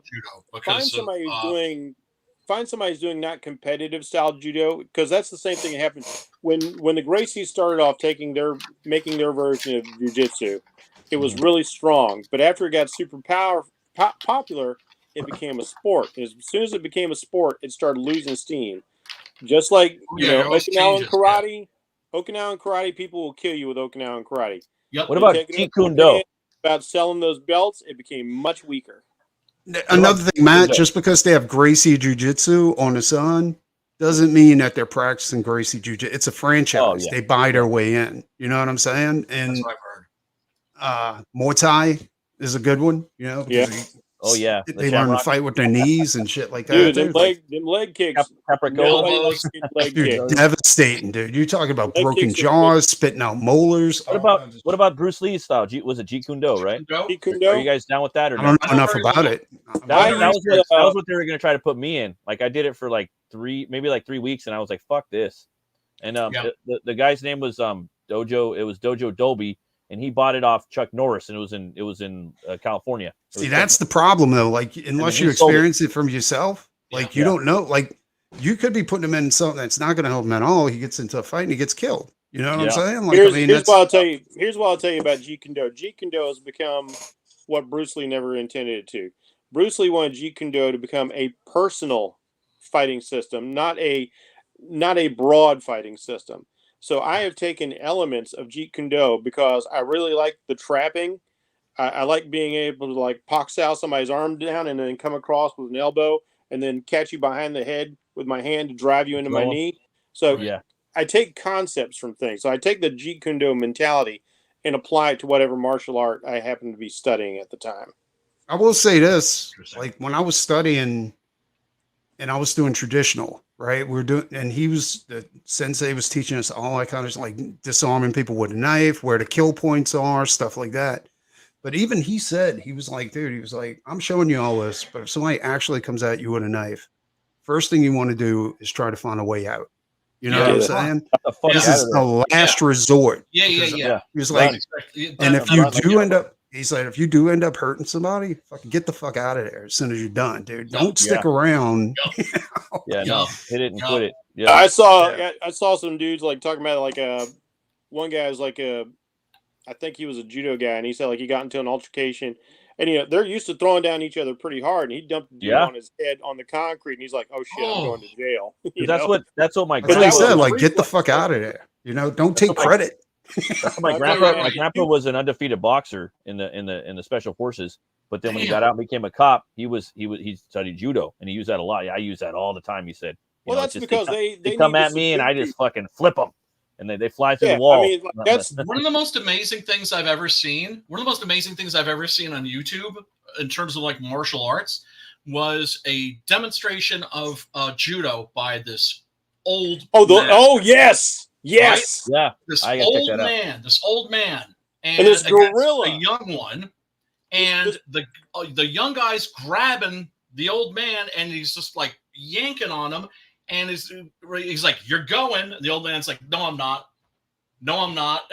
Right? He finally he gets his feet off the ground, but keeps going back down, and then finally the younger fighter manages to fucking flip him. And the old man is like, "Okay, well now I'm going, but I'm gonna lean into it, but I'm going my way." And he lean into it.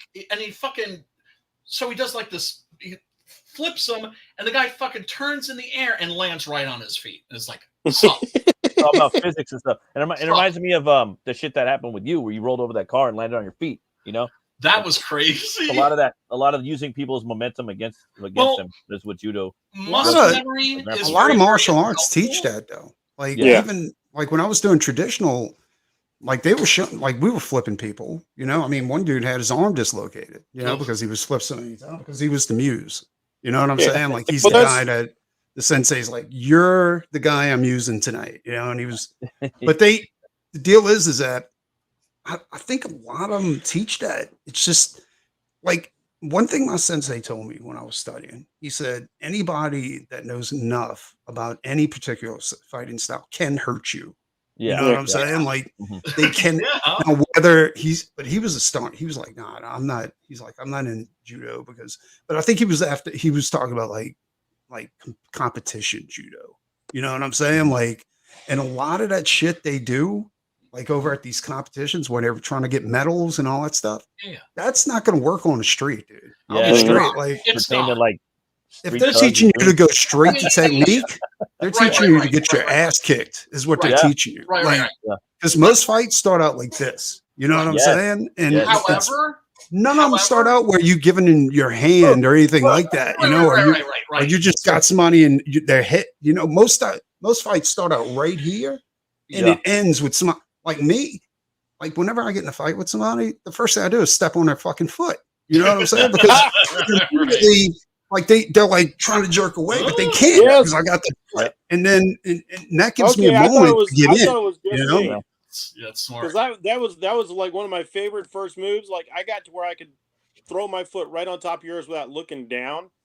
Yeah, that's what I would do too. I just stomp their fucking foot and immediately fucks them up because they don't know. Right, because they're not thinking and they're in your face and they're my stepdad.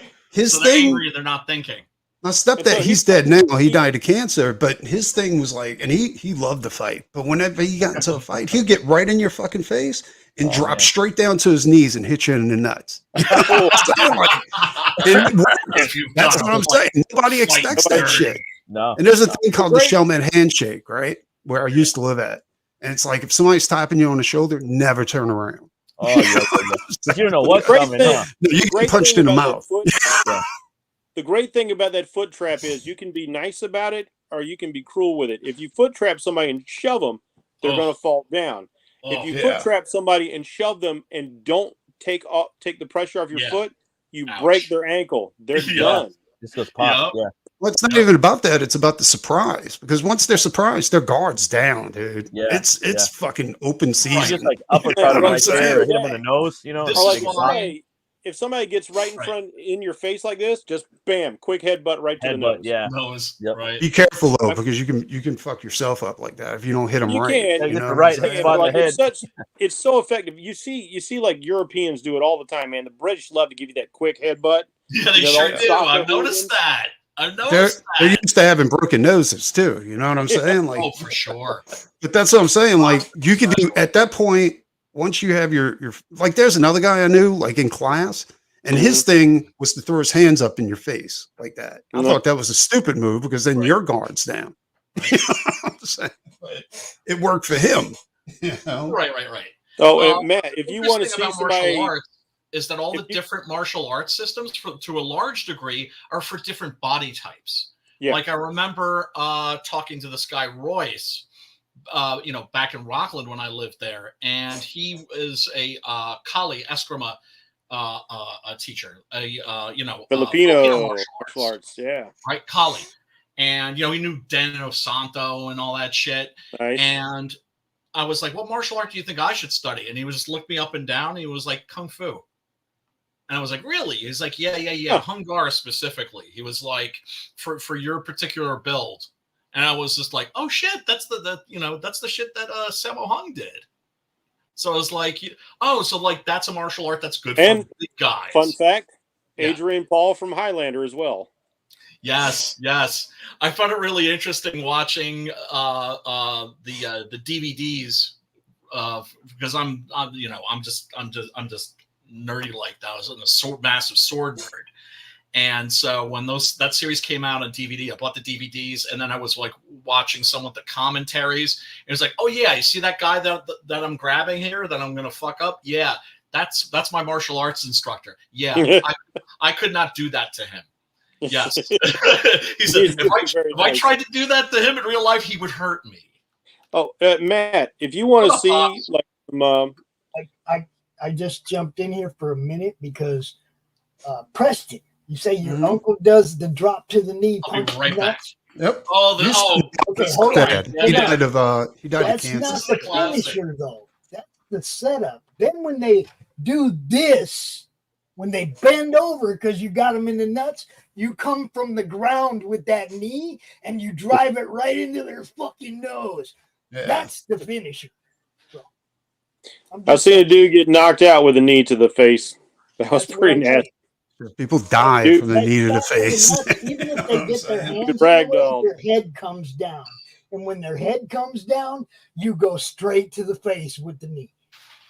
Yeah, dude. I mean, most of the shit's like biker tactics too. Like, because bikers never, some of those motherfuckers had nails in their shoes because they'll kick you. And, So, Matt, if you want to see some good combative Jeet Kune Do, somebody who's like part of that lineage, look up on YouTube Paul Vunak.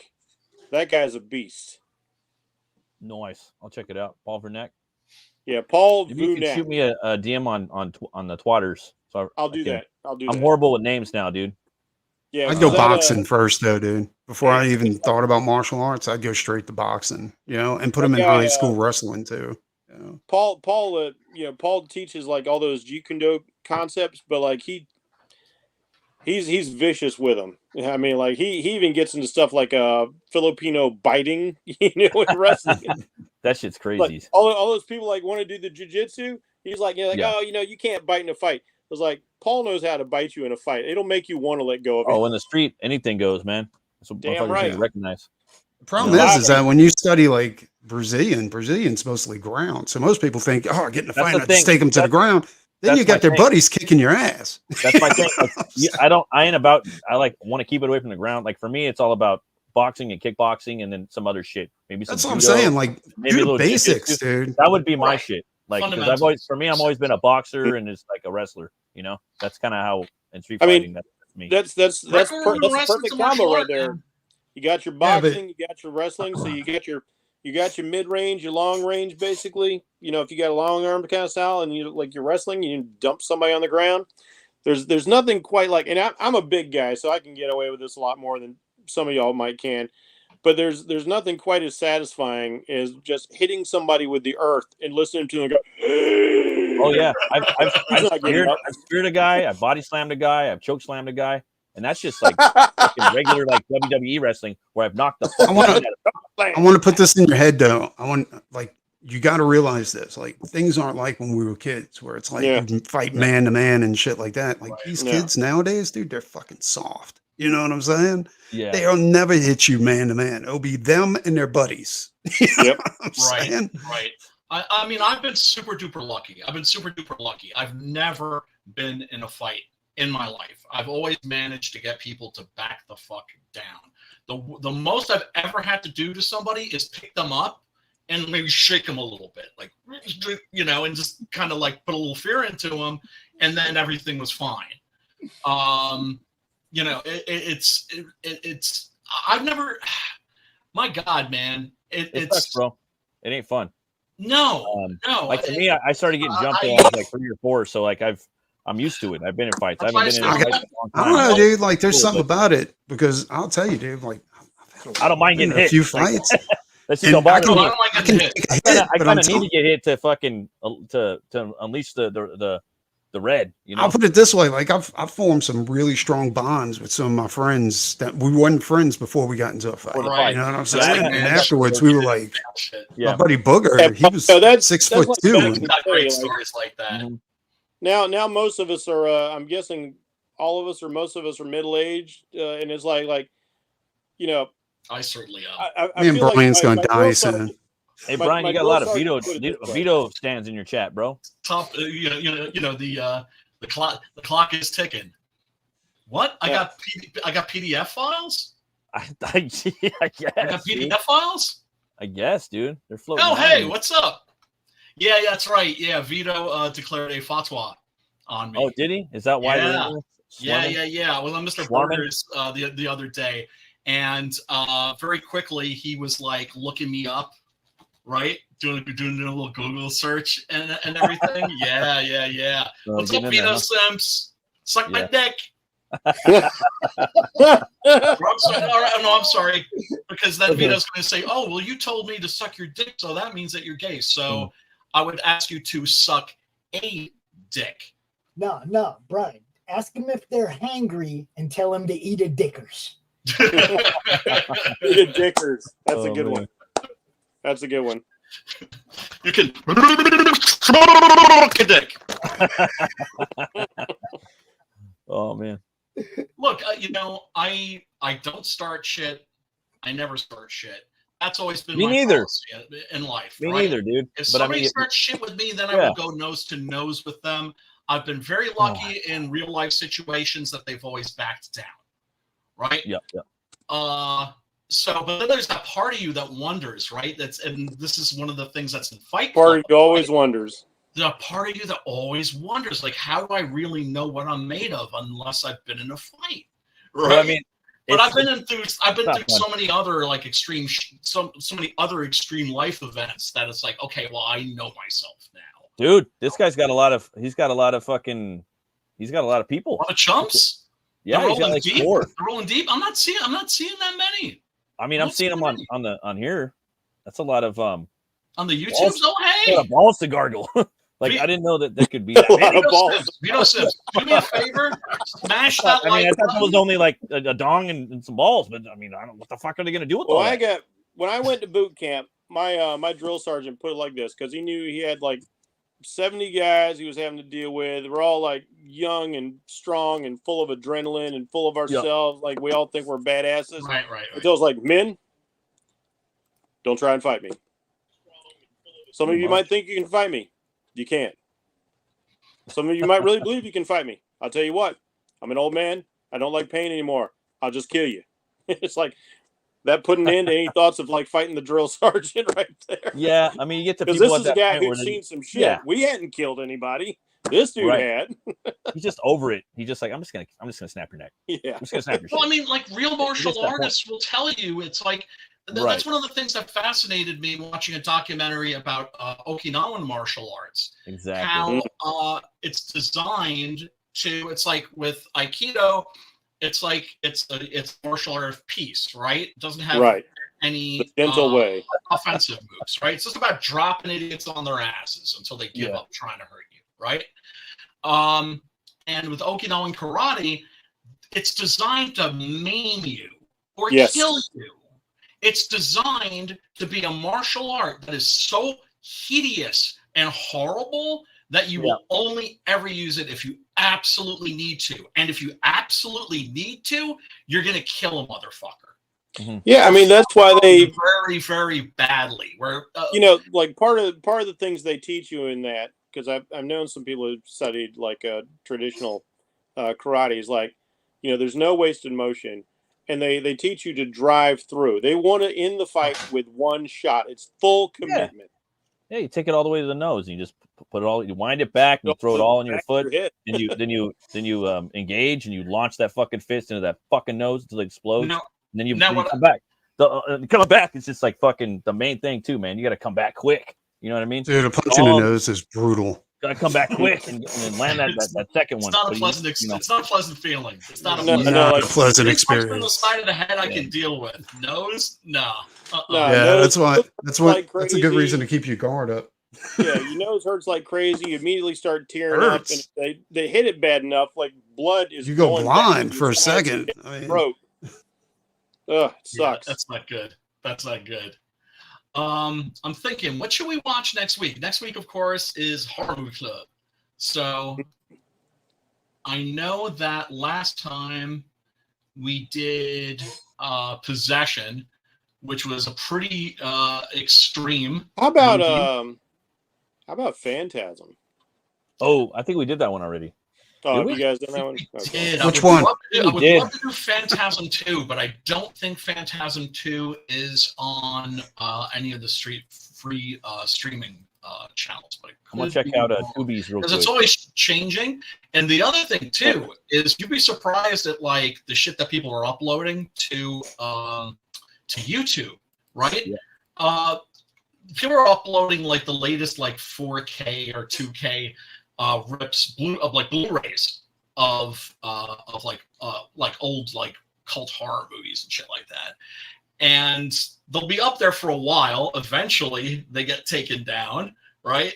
But I guess they don't get taken down right away because it's not something that's owned by like Sony or Disney. Yeah, you've got a better chance of uploading something old than something current. They're looking for the current a lot, but the algorithm doesn't catch the old things for a while. Yeah. Did you see that movie, Sweetheart? Which one? Sweetheart? No, I never seen it. You never seen that? Oh, yeah, I saw that on Netflix. Dude, that shit was good, dude. Yeah. Yeah, about the sea creature that comes out. Yeah, it's like a creature from the Black Lagoon for the modern day. Oh, dude, what a great reveal of the creature, too. Where, like, she shoots. Dude, it was fucking crazy. Yeah. And the flare lights up the creature in the surf. You're like, what? Yeah, dude, the thing's like 9 feet tall, dude. It's fucking, it's looking it up right now. And it comes from a hole in the middle of the sea floor. Yeah, what country is this from? Is this a Korean movie? No, it's a U.S. movie. Like, yeah, it's a Deep Blue Sea. Deep Blue Sea is awesome. I've seen that. How about have you done Galaxy of Terror? That's a we did do Galaxy of Terror. We did do Galaxy of Terror, and you know what? That's one of our highest rated streams. Yeah, like that's got like thousands and thousands of views for some reason. Galaxy of Terror. I love that movie. I love that movie. Let me check Tubi really quick and see if they have any new shit. I still got to finish that fucking new subspecies movie. Don't expect that to be new one. Great. Oh, I haven't seen a new subspecies. It's barely high. Like I got to go back and watch it again. But I was such a huge fan of Charles Band and Full Moon in the 80s and 90s. Yeah, I love all the fucking little subgenres they got on Tubi, man. Mm-hmm. It's so funny. Me too, actually. Dude, now they've got like Italian horror listed. I'm looking, right? It's like faith, family series, foreign films, heist films, horror, and under horror it says Italian horror and giallo. Yeah, it's not just horror anymore. You know, it's got its own subcategory. My bizarre, like it's the strangest thing. It's just like whatever it is that I'm into. Yeah, I see that. It's like right you here. get shamed. I get shamed for it, right? And then it blows up, right? Like I was into wrestling, and then kids were always making fun of me for being into wrestling. Like, oh, you like to watch that fake crap? And then Rocky 3 came out, and all the kids were suddenly into wrestling, and they'd come up to me and want to talk to me about wrestling, and I would just look at them and go, I don't watch that fake crap. Right? Old punk rock songs that I thought like, oh yeah, like so you had told me that like, yeah, that would be on a sneaker commercial or some shit like that. I would have laughed in your face that there it is now. Hey, have you guys seen Haunt? Any guys? No. I don't think Wait, so. is this the one with the is this the one with the clown? Yeah. No, I've never seen it. Yes. Haunt's fun. Haunt's a good. It's a new one, scary movie, but it was well done. And Eli Roth like produced it. Oh, I hate Eli Roth. but it was a good, like, for me, it's in the genre of fucking haunted maze genre. Like, you know how like you go to these haunted mazes at like Knott's Berry Farm, fucking, you know, Magic Mountain, and then they have them like all over the place now. They have them all over LA now, you know. But I think it's the best haunted maze genre movie I've seen, and I've been recommending it. It's a fucking slasher, and it's a good movie. It's on Tubi right now. I've been waiting for it to come on Tubi. Okay. And it was on Hulu for a while. It's new. It's a new movie. But, that's fine. Okay, this isn't the same haunt I've seen, because the one I've seen is from like the early 2000s, maybe mid 2000s. Okay, this is from 2019. Yeah, that's the one I'm talking about. Okay, different film. So I'll throw that one out there just because I see it up there, and it's a newer movie. I know we don't do those too much, but I think it's a good newer, like, kind of mainstream horror movie, but it's fucking good. I know Eli Roth did it, but the characters in there, I don't want to say the monsters, but yeah, the slashers. It's just like spoiling too much. It's cool, dude. It's very innovative. So, oh, by the way, I just realized we forgot to talk about Jack Palance's buttocks. So there's a scene in this movie, right, where he is forced, the character Curly is forced, the gay bounty hunter is forced to strip butt naked and walk off into the wilderness, right? And I absolutely agree with Alex Cox. He said that this scene does not work. And he says the reason it doesn't work is because Jack Palance was too much raw dude and too much of a fucking Chad. He's just a badass dude. Because the character here is supposed to be humiliated, right? Yeah, no, it's like, and dude, he's walking out with his fucking cock out and gives zero. Dude, this fucker, dude, he was doing like one-handed push-ups like in his 70s or some what shit. A fucking stud. Yeah. It's fucking what badass. What a fucking stud. I mean, like, even that, like, look at his posture. Like, go back to the shot of his ass. Okay, yeah. All right, look at his posture. Does that look yes, like a exactly. man who's humiliated? That is not no, a man he's got his shoulders cocked. No. Humiliated. No, that's him going like, oh fuck, like, am I going to really do this? Am I going to get fucking butt naked for this scene? And then he's like, yeah, fuck it. And then so he fucking owns it and just fucking rocks out with his cock. That character is walking off into the woods with his head held high. Dignity. Yeah. I would have loved to see him and fucking Burt Reynolds do like a Native American, like. I heard in that scene with sick. Jack Palance walking off into the woods, like they had to actually tape his cock to his belly. It was just so because it was hanging so far down. He had like an arm. Yeah, he had to hold it back. Looked like he was giving birth. There was a baby arm hanging. Fucking I don't know. I don't put any faith. I didn't know that was the new Eli Roth joint. 1 second, Bracey. The new Eli Roth joint is fucking Borderlands. I've heard that's getting like disastrous reviews. Yeah, everybody's talking head on it. Yeah. Yeah, I'll see it. myself judge because I don't put any stake in Rotten Tomatoes. They've been a sellout for a very long time. Yeah, fuck them all. I trust the audience score way more than the reviewer scores. Oh, of course. Always. So if I see a movie I like that looks cool, I don't even listen to my homie. I want to listen to Brian or Preston. I'm gonna go watch it myself. The thing is, critics say you have go to watch it yourself. Go find. Here's the thing. It's absolutely. Like, who am I to tell you what you like? Look what Brian's going to say. I'm going to disagree with Brian. I'm going to disagree. Finish your statement, Brian. I'm going to disagree with this. Okay. Find a critic who you kind of like vibe with. Like for me, it's Mark. No, he's a horror guy.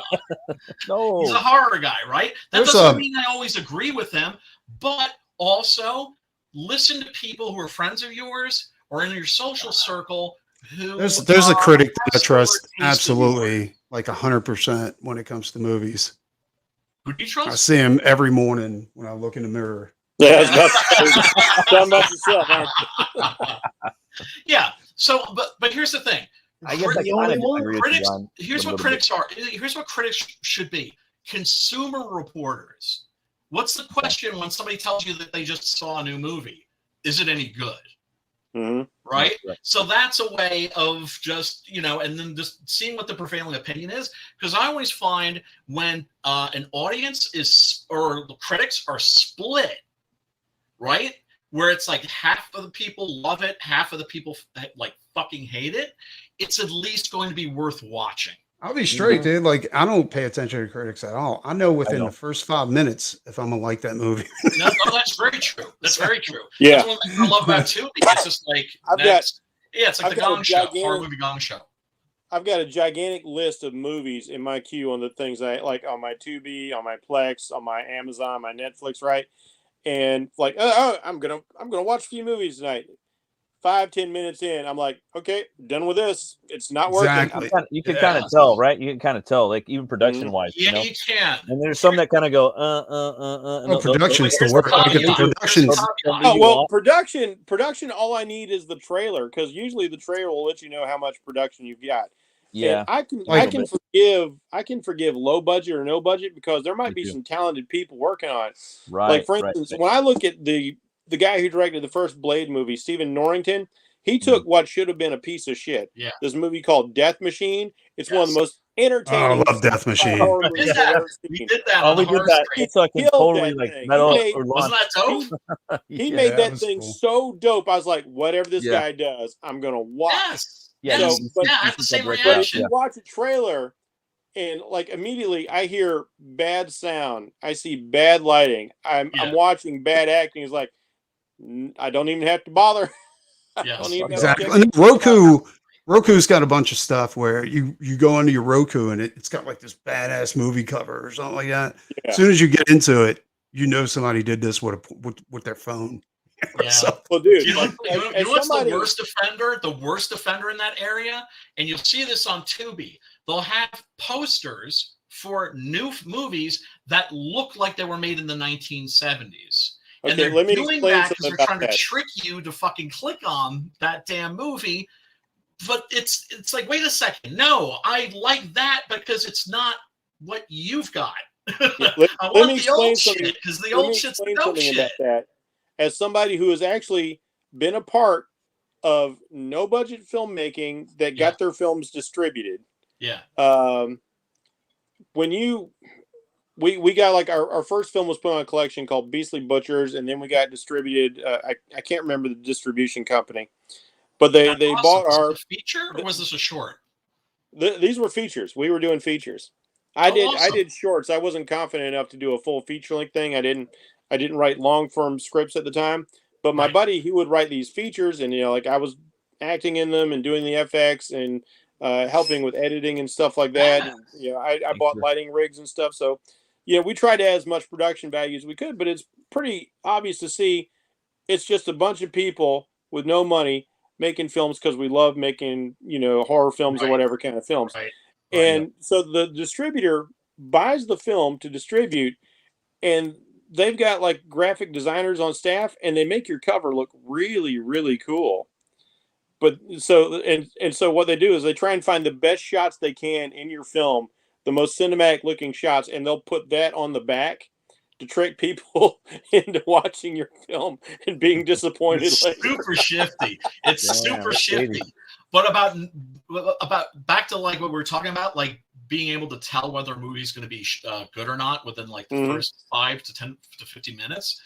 The one genre you have to watch out for is giallo, because those movies can be so skillfully crafted that you can be about 50 minutes into the movie where you suddenly realize that like they don't know their ending.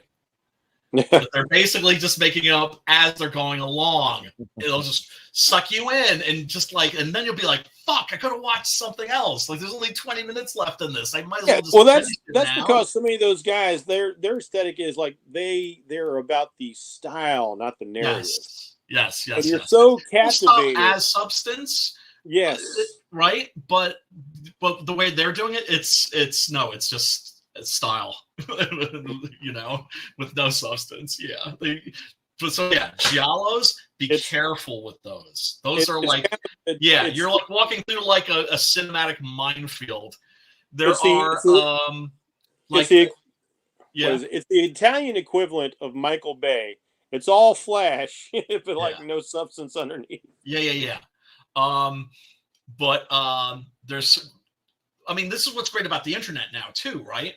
is that if you're wondering, if you're just interested in a particular subgenre, right? So, you know, and so you can just dive in, or if it's something that's really vast where you need to be careful, you just ask for the top 20 movies. You just put in a Google search and you'll see a general consensus of what the top 20 are. Giallos are scary like that. And then also the films of Jess Franco. Jess Franco, when his movies are great, they are unstoppable. Like, you're on the fucking crazy train, right? And that's like lunatic as the fucking conductor. That's like watching things from Stuart Gordon or Brian Yunza. When those guys are on point, they're on point. And when they're cooking, right? But the thing is he made like 1,000 movies. He actually has the longest list of film credits in the Internet Movie Database. The guy, he made more movies than any other living human being. It's not even close, right? Pretty awesome. But a lot of it's horror, a lot of it's porn, right? And then there are movies that he did that are both, right? Where there's like where there's like an R-rated version, and then there's the triple X-rated version, right? But when his movies are bad, they're unwatchable. But when they're good, you're just like, who is this freak? Right? It's because you're in the hands of a lunatic, but can be a masterful, mad genius. Yeah, exactly. Where you just realize, okay, this guy's just actively fucking with me right now. Right? And he comes from like a family of geniuses. Like, everybody else is like a university professor or like a scientist or something like that. And he was always known in the family as like, oh yeah, that's like, you know, crazy old Uncle Jess. I know some over there that makes these weird movies. Hey Brian, also another movie I would hard recommend that I wouldn't mind doing is The People Under the Stairs. That was pretty cool. Haven't seen that in a long time. Let's take we've never done that on the show. Now the version of Haunt that you were talking about, is that the 2019 version? Yes. Or was that okay? All right. Got a clown on that. Cannot be ignored. Because you know, I want to stay open to new shit. There's just so much of it. Yes, we're doing it. That was the Headless Horseman laugh from the Ichabod Crane movie, from the Disney movie. Is this supposed to be scary?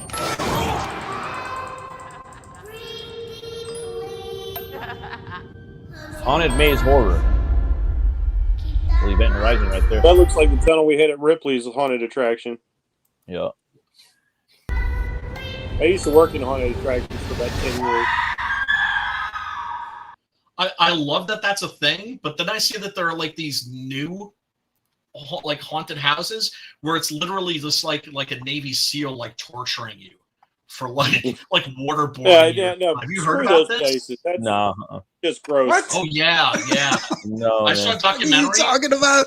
Yeah, it's like a version of haunted houses, except it's run by guys who are basically like Navy SEALs, guys who will like grab you, not physically harm you, but subdue you and then like do shit to you.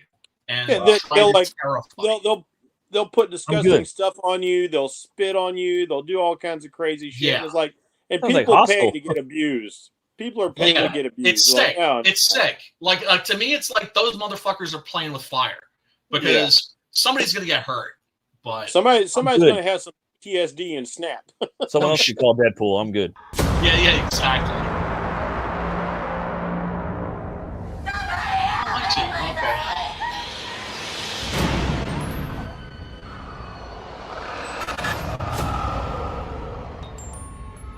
I just want to get out of here. That's a good setup right there. The movie's solid. It looks cool. I remember I had a hard time hunting it down for a while because it wasn't available in a lot of spots. Now it's everywhere. Nice. Big budget movie too. It's a tentpole type thing. Oh, Came in, nobody watched it, and it came out. Do you want to see my face? Well, you know, like I think I've seen that movie. How old is that Probably. movie? I had this conversation with my friend Chris. By the way, Chris, if you're listening, Let's see that movie, brother. Probably have. Like right now, there's such a glut of new horror that we're gonna know what's worth watching 15, 20 years from now. Do you know what I'm saying? Because nobody can watch it all. Well, like this again, a third time I'm gonna say this. This is part of that haunted maze genre. I think it's the best one. It's old though, isn't it? Like you said, it's 2019. 5 years. That's not old. Yeah, I've seen this. Yeah, it was good. I see shit from like 2000, and I'm like, oh yeah, no, that's new. Because I saw one called Haunt around 2000, and a clown feature in it, so I thought it was the same thing. But that one had actual like ghosts and spirits and things. People are like locked into an asylum, and there was this one's more like Saw, I think. Yeah, or something like that. There was like a bad ghost trying to get them, and like a good ghost trying to help them get out. And there was this cool scene where like this dude in this clown suit is in there like, oh, it's just one of our buddies screwing with us. And the next thing you notice, like his mask has changed from being funny to being horrific, and he's floating about 5 inches off the ground. And then his gloves and his shoes come off, and he starts just leaking maggots and like worms all over the place. I was like, yeah, this is cool. That sounds pretty cool. I just added that to my watch list. Yeah, this was the one from 2013, I think, that you're talking about. Yeah, this is badass. This is a good movie. Yeah. All right. So, shit. I think what was the other one I was thinking of? Malignant. Let me see if there. Oh, yeah. That Malignant's on. That's on another whole fucking level. Because did you guys see? He should have got Batman for that movie. He should have just fucking picked Matt Reeves and his fucking corn. It's like a Batman audition, really. Batman. Yeah. What was the one that came out recently? Did y'all see Barbarian? Yeah, that was good. That's very good. I was not expecting much out of that, and I was pleasantly surprised. Yeah, it was not what I was expecting either. With a name like Barbarian. Yeah. Right. No, I was expecting Conan to be down there or something. Exactly. I was like, how was this a Barbarian? I was like, what's going on? Hey, Brian, have you seen so another movie is 31. I would put that in the same genre as this. It's Rob Zombie's 31. It's in the that was actually pretty good. That movie's pretty good. That's like one of his better movies. Yeah, I would recommend that. That's also on Tubi right now, so I recommend that one. It's in the same genre as this of horror. All right. Tubi's got a lot of shit. I will definitely be checking this out. I actually liked his Lords of Salem quite a bit. It's like he was taking that like that slow burn, that kind of T West kind of pace on things. Yeah, it's different. Yeah. Well, I mean, Ty West sort of abandoned that with Maxine, which is one of the things I love about that. He's just fucking full throttle. That's out the window. Right from the beginning. I mean that's the thing that's awesome. It's like I was in a regular multiplex watching a Ty West movie. Wow, this is kind of freaky. And soon, in October, Terrifier 3 is coming out, and that's almost certainly going to get a theatrical release. So I actually like, how freaky is that going to be? Walking into a multiplex to watch Terrifier 3. And to think, it all started like its humble YouTube beginnings, and now yes, the indie spirit lives. The indie spirit lives. You know what I mean?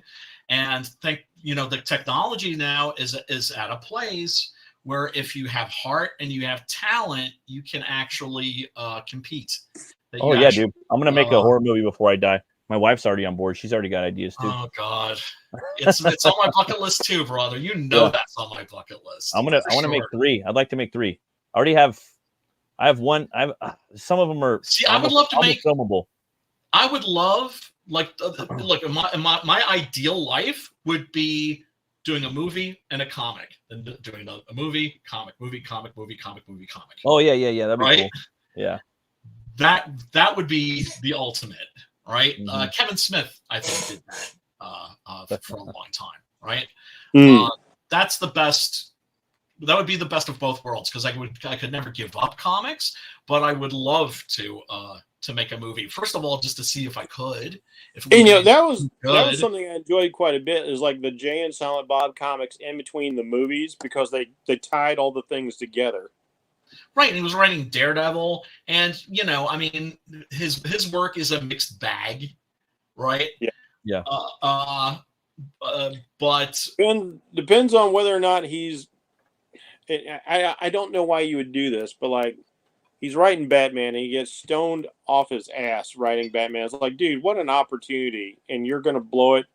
And now you've got scenes in there like Batman pissing himself his first night out, and him and Silver St. Cloud did it 12 times in the night. Like, come on, it's Batman, man. Have a little fucking respect.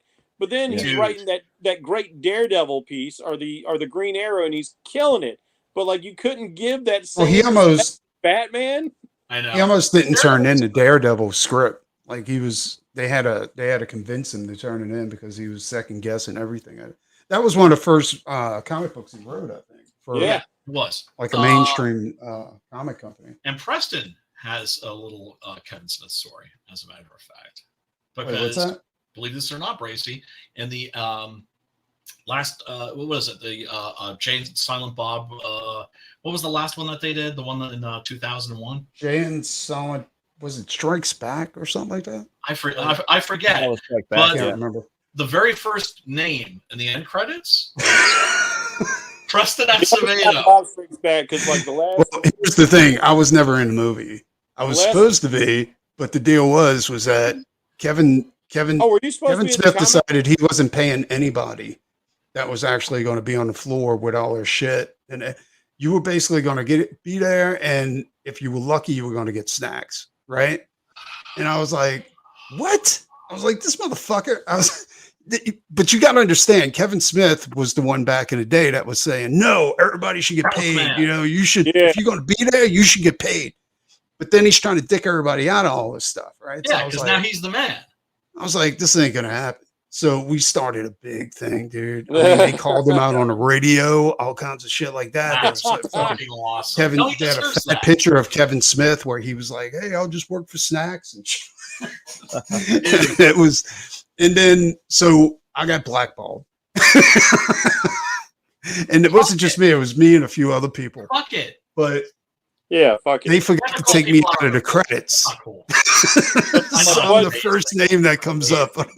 That's fucking amazing. cool. That's amazing, especially considering that Kevin Smith has become a crybaby shill. Yeah, he has.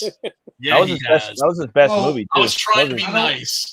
James and Bob Strike Back is by far his best movie. Like that, but I don't think that's his fault, though. You know what I'm saying? Because I don't know if y'all noticed, like Kevin Smith had a massive. It's called the Widowmaker heart attack, yeah, right? I know that. Like, look, well, the problem is that Kevin Smith is also at that age where his testosterone is in the gutter.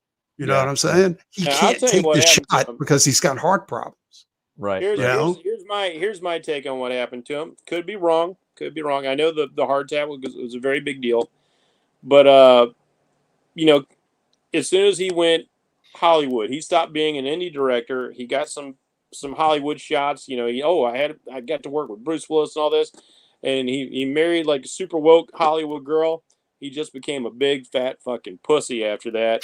He was like sucking everybody's dick to try and be relevant. And he cries at the drop of a hat like a little bitch. Well, that's possible. But I'm telling you, like when it comes to that kind of shit, like when men get that old, their testosterone goes, dude. I mean, and you become kind of like a woman. You know? I'm not gonna fucking turn into fucking.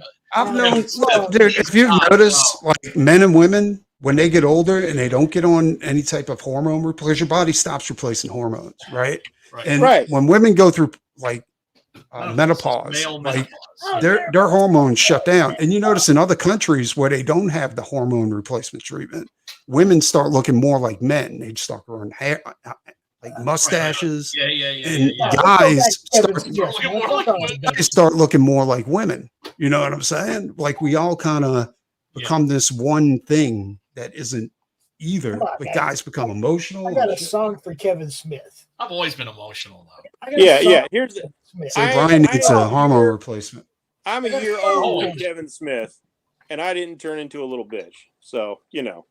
I just said I got a song for Kevin Smith, but I need a D minor. Doc, can you give me a D minor? Oh, you know what I'm talking about, right? Oh, Kevin Smith's a bitch. She's a big old bitch. He's a biggest bitch. Kevin Smith is a bitch in D minor. Whatever. Yeah, you know, that doesn't surprise me to hear that he's like. Oh wow, really, James? Too. If you want to be in Hollywood nowadays, you better be woke. Oh, you have to. Yeah. Gotta kiss the ring. You gotta fucking supplicate yourself. Yeah, not everybody. I mean, like I respect guys like Adam Baldwin, who just never went there. It was fairly just the best career because of actor. No, so you're trying to turn this into fucking TikTok now? We're no, on like YouTube. what's his? We're on YouTube, not TikTok. I've seen a whole lot of people spitting on that ring lately. A lot less people kissing that ring lately. Yeah, fewer and fewer. Yeah, man. Yeah, well, you know what? Like I said, I never bring shit to people, but if people bring shit to me, I will bring it back. Yeah, I'm nobody's bitch. yeah. On Twitter, man. Right now I have to wonder after saying all this, but like because we don't have the reach of say like a Clownfish TV, I'll be awfully surprised if Kevin Smith starts giving me shit on Twitter like he did them. Oh, don't you talk about my Masters of the Universe? Yeah, and you know what? That was a situation where I really lost respect for him because. Yeah, that's where I'm not a He-Man Masters of the Universe guy because that was something that came along when I was at the wrong age. Right? Yeah. So if somebody approached me and said, "Do you want to do Masters of the Universe?" I'd be like, "Yeah." Right? The characters look cool, right? Mm-hmm. You know, the toys always looked cool, but it's not my thing. So what I would do is I would watch those old cartoons. Do some research. I would watch those old cartoons, and also I would ask the fans, why do you love this? What is it? What's the essence of it? Right? And also get feedback, right? And it doesn't mean you have to listen to everybody, but if everybody is suddenly telling you like the same thing, then you should probably try and go in that direction. Don't go full fan service. By all means, make the best thing that you can make. It would still be my thing, but I would be making it with those people in mind. Exactly. And he did not do that. I did a Kevin Smith fucking thing. Like, you know, he was hot off the CW directorial fucking episodes. Got some Kevin Smith autographed comics for sale if anybody wants them. Just hit me up. Now, for James's comment about he thinks Thomas Jane is far right because he was in a Daily Wire movie, Chris Evans is about as left as he can get, but he played an amazing Captain America. Yes. So, like, Thomas Jane's just an actor, dude. Don't judge him because he was in a movie. Yeah. So but I mean, we're at a point right now where things have gotten so tribal. They've become tribal. Everything's tribal now, you know. And that's why it's like you remember disinvest from that tribalism because it's there on purpose. They're using this to turn us against each other. Absolutely. Yeah. You remember when Chris Evans was willing to hear both sides? You remember that? Yeah. And immediately people fucking attacked him because he was like, maybe we should all listen to each other and maybe come to, you know, some type of understanding. And they were like, why don't you shut the fuck up? He's got the longest, he's got the longest line in Deadpool. He's got the funniest line in there. I think, you know, he saw the money and, you know, the canceling and he's like, fuck, I got to shut my mouth. You know, exactly. A lot of these motherfuckers are just pussies, dude. You know what I mean? A lot of these guys are pussies. You know. At the same time, I can't blame them if like they just want to stay out of it. Problem is, I mean, that's fine, right? And not everybody has the pull that Sylvester Stallone has, right? Or Al Pacino, because those guys are like, I ain't being anything. Yeah, I have more respect for guys that stay on the down low. Every time I get canceled. Yeah. Well, I have more respect for the actors who stay on the down low because they know they're surrounded. They know they're outnumbered. It's like, okay, I can't admit that I'm a Christian or a conservative or anything like that. Right. As opposed to the ones who just sell. It's like, I trans the kids, do whatever. Like, I'm, rah-rah for all that. Yeah. You guys and know I'm sorry, but I have a moral red line. There's certain moral red lines for me, right? That I can't cross. And if you don't cross, and if your friends can't cross that line, they're going to look at you real funny. Well, I'll put it this way. It's easier to make change from the inside than from the outside. You know, sometimes you have to go undercover That's you guys know what I do every time I get canceled. Every time I get canceled. Yeah. There you go. Follow cowboy, baby. Give a fuck what other people think. Sammy Hagar. It is what it is. Yeah, so I mean, I think that people have been cowed, right? And I get it. I've lost every basically every friend of mine on the left turned into shit libs, right? Shit libs are liberals that are all about getting rid of the First Amendment. They don't believe in the First Amendment. They they have no idea what they're doing. And if you're not pro censorship, and this is the thing, one of the reasons I was always on the left was we're the anti-censorship people. We believe that we believe in our artistic freedom, et cetera, et cetera, et cetera. We have the First Amendment.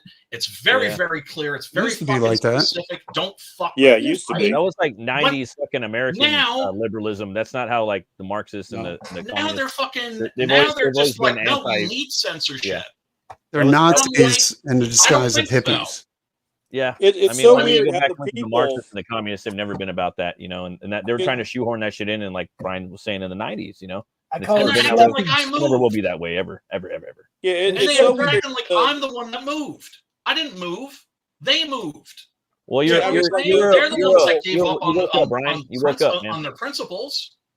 Look, the ground moved underneath us, Brian. They went with the ground. We stayed where we were. Well, you guys kind of found out like what Marxists and fucking and communists were, and they were trying to create their own little version of that in America in the fucking 80s and 90s when 70s when you guys grew up, and that's what it is. And now it's starting to root its fucking head out again. It was here a long time ago in the beginning through art, in the 30s, and now it came back. Fucking its way. Now it's out. It's all over the world, and nothing we can do about it. But that's also part of the fault of that. It has to be placed on capitalism and on capitalists. Because if they weren't fucking up so bad, if they weren't so fucking greedy, these people would not be able to get a toehold. Do you know what I'm saying?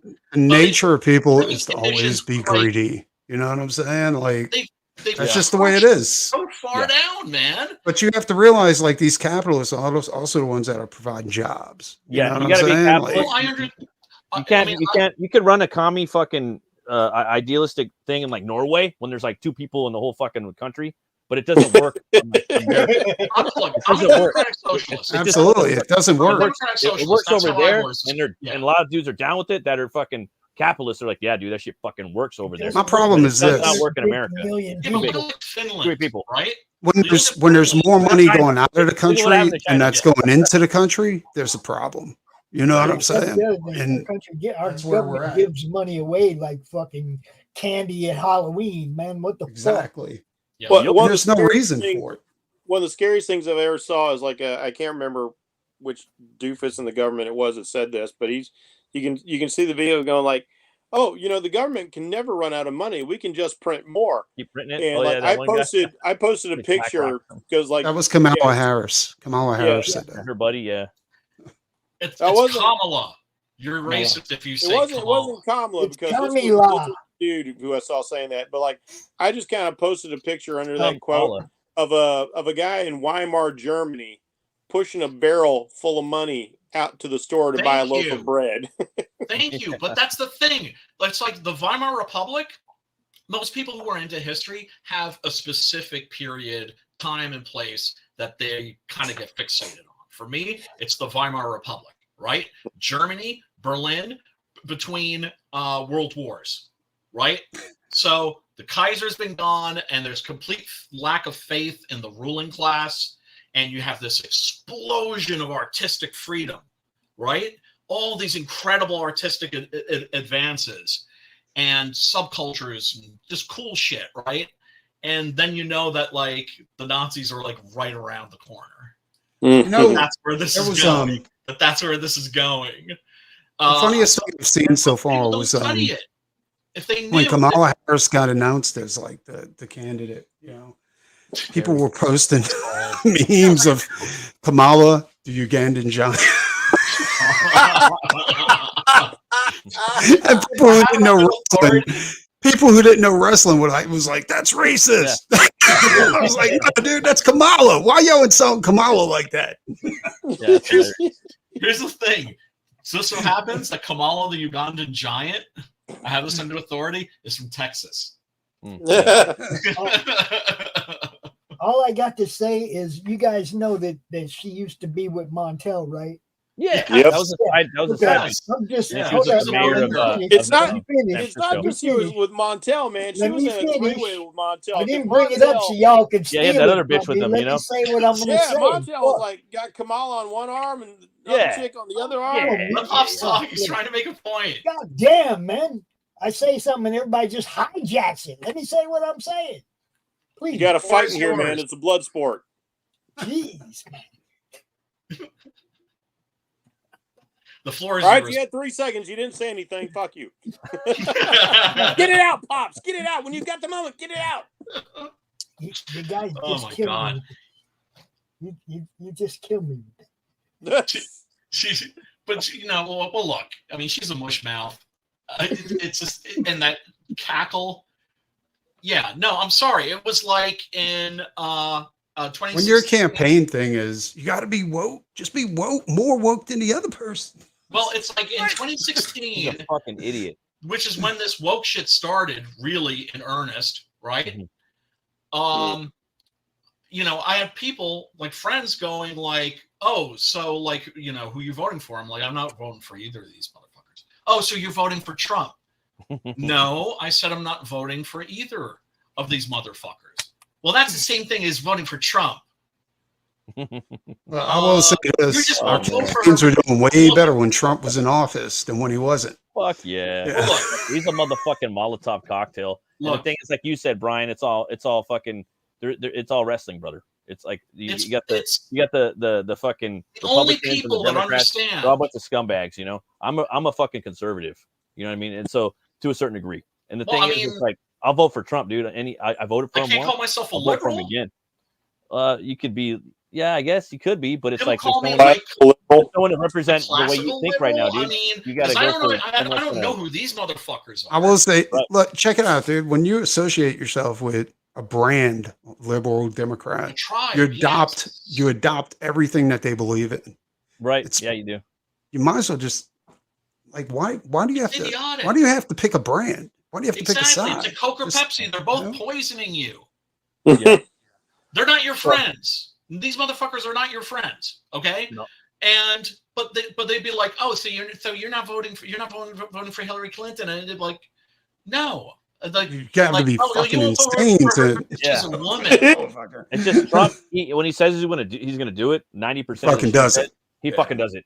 And it's I've experienced it, so I'm gonna fucking vote for him. And I know a lot of East Coasters don't like him because of fucking, you know, like. Is it a shit he says? Dude, I don't care about the shit he says. Fuck that motherfucker, man. I'm not. But here's the thing: I am not going to say that you are literally Hitler.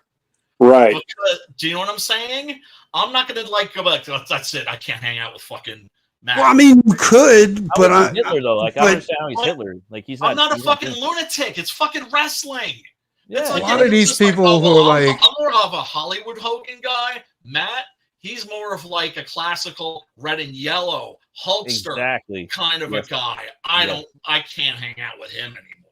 Right. No, I mean, you have your reasons, That's dude. Literally you know? what it is. You know, it's I have retarded. my reasons. It's retarded. Like, for me, I don't like paying a lot for gas. I don't like paying a lot for groceries. That's right. I like having a campaign that does better than $10,000. Yeah, it is Pop. I'm having a fight to get in there. Look, we're still trying to figure this new landscape out. The old landscape, like fucking CG, fucking gone as far as I'm concerned. Right? It's new CG now. Right? Oh, CG. I haven't flown the hashtag in years. Yeah. It's just been dead for a long time. You know, we have to figure our own shit out. About a year or two. We have to do. All right, so check it out. Like, everybody's afraid to trust each other. Hang on. I don't. Well, I mean, hang on. Whoa, time out. Pops is ready to speak. So check it out. I said something about Montel, and everybody went. Blah, blah, blah, blah, blah. All I wanted to say was, dude's big mad. He could have been first bitch. Oh, yeah. God Thank you. damn. Thank you very much. I'll be here all week. That was worth it. That was worth it. Oh, snap. Oh. Hey, your buddy that Vito's was so watching worth right it. now, dude. In the Oh, flesh. Vito? Vito Yeah, the the actual PDF? Vito. Well, I don't know if it's the Vito. Well, dude, There's you're a bunch of coming them. in though. late, brother. You're coming in late. We were just about to wrap up. We've been going for how long? We've been going for? This has been a long one. This 2 has been a hours. no, I meant like we need to hang out more. Oh. So next week, I guess we'll watch Haunt, or do you think we should watch something else? I don't give a fuck. Whatever. It doesn't matter. I was just We'll putting that out figure it there. out. You know, People I'll Under the drop Stairs that is a shit. classic. People love that fucking movie. I love People Under the Stairs. It's fucking awesome. What up, Sim? Yeah, anything you guys want to watch Sim! is cool with me. Sim's way late. Way Yeah. late. So I don't know, man. Good to see you, but brother. I thought Haunt was a cool movie. A cool slasher, like maze movie. Sim is putting out some like great posts on his Natverse on the Twitter. Yes, he is. Yes, he is. I've been sharing those. He is fucking psyched. The books, I believe, have arrived. That moment when you get those boxes, you open the door and you see those boxes piled up is so awesome.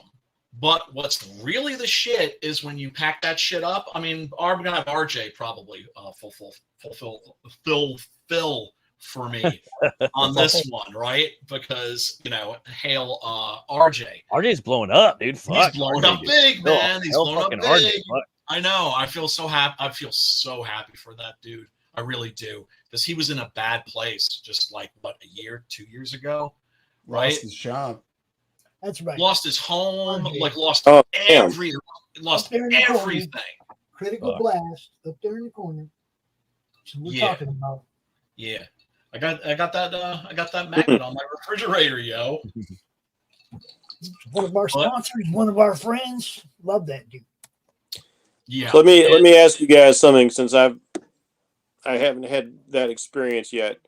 Like, when you get the comics, do they have that fresh off the printer kind of ink smell to them? They they have a different.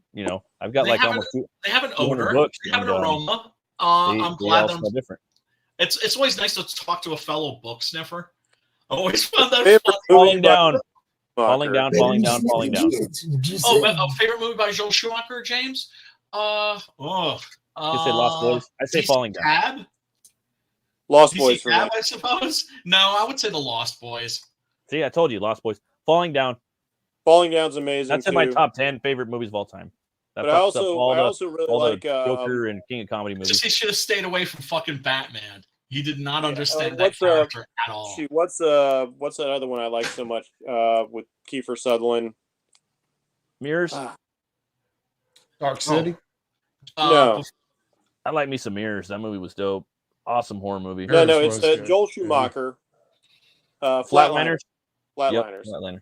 Yeah, Flatliners was good. Oh, I couldn't stand that movie. I was so mad when I wasn't really into it too much. I never got into Flatliners. I was I'm really go back mad. And I saw it in the theater and was just like, "Oh, you mother!" Oh no, I guess that's mine just was mad, huh?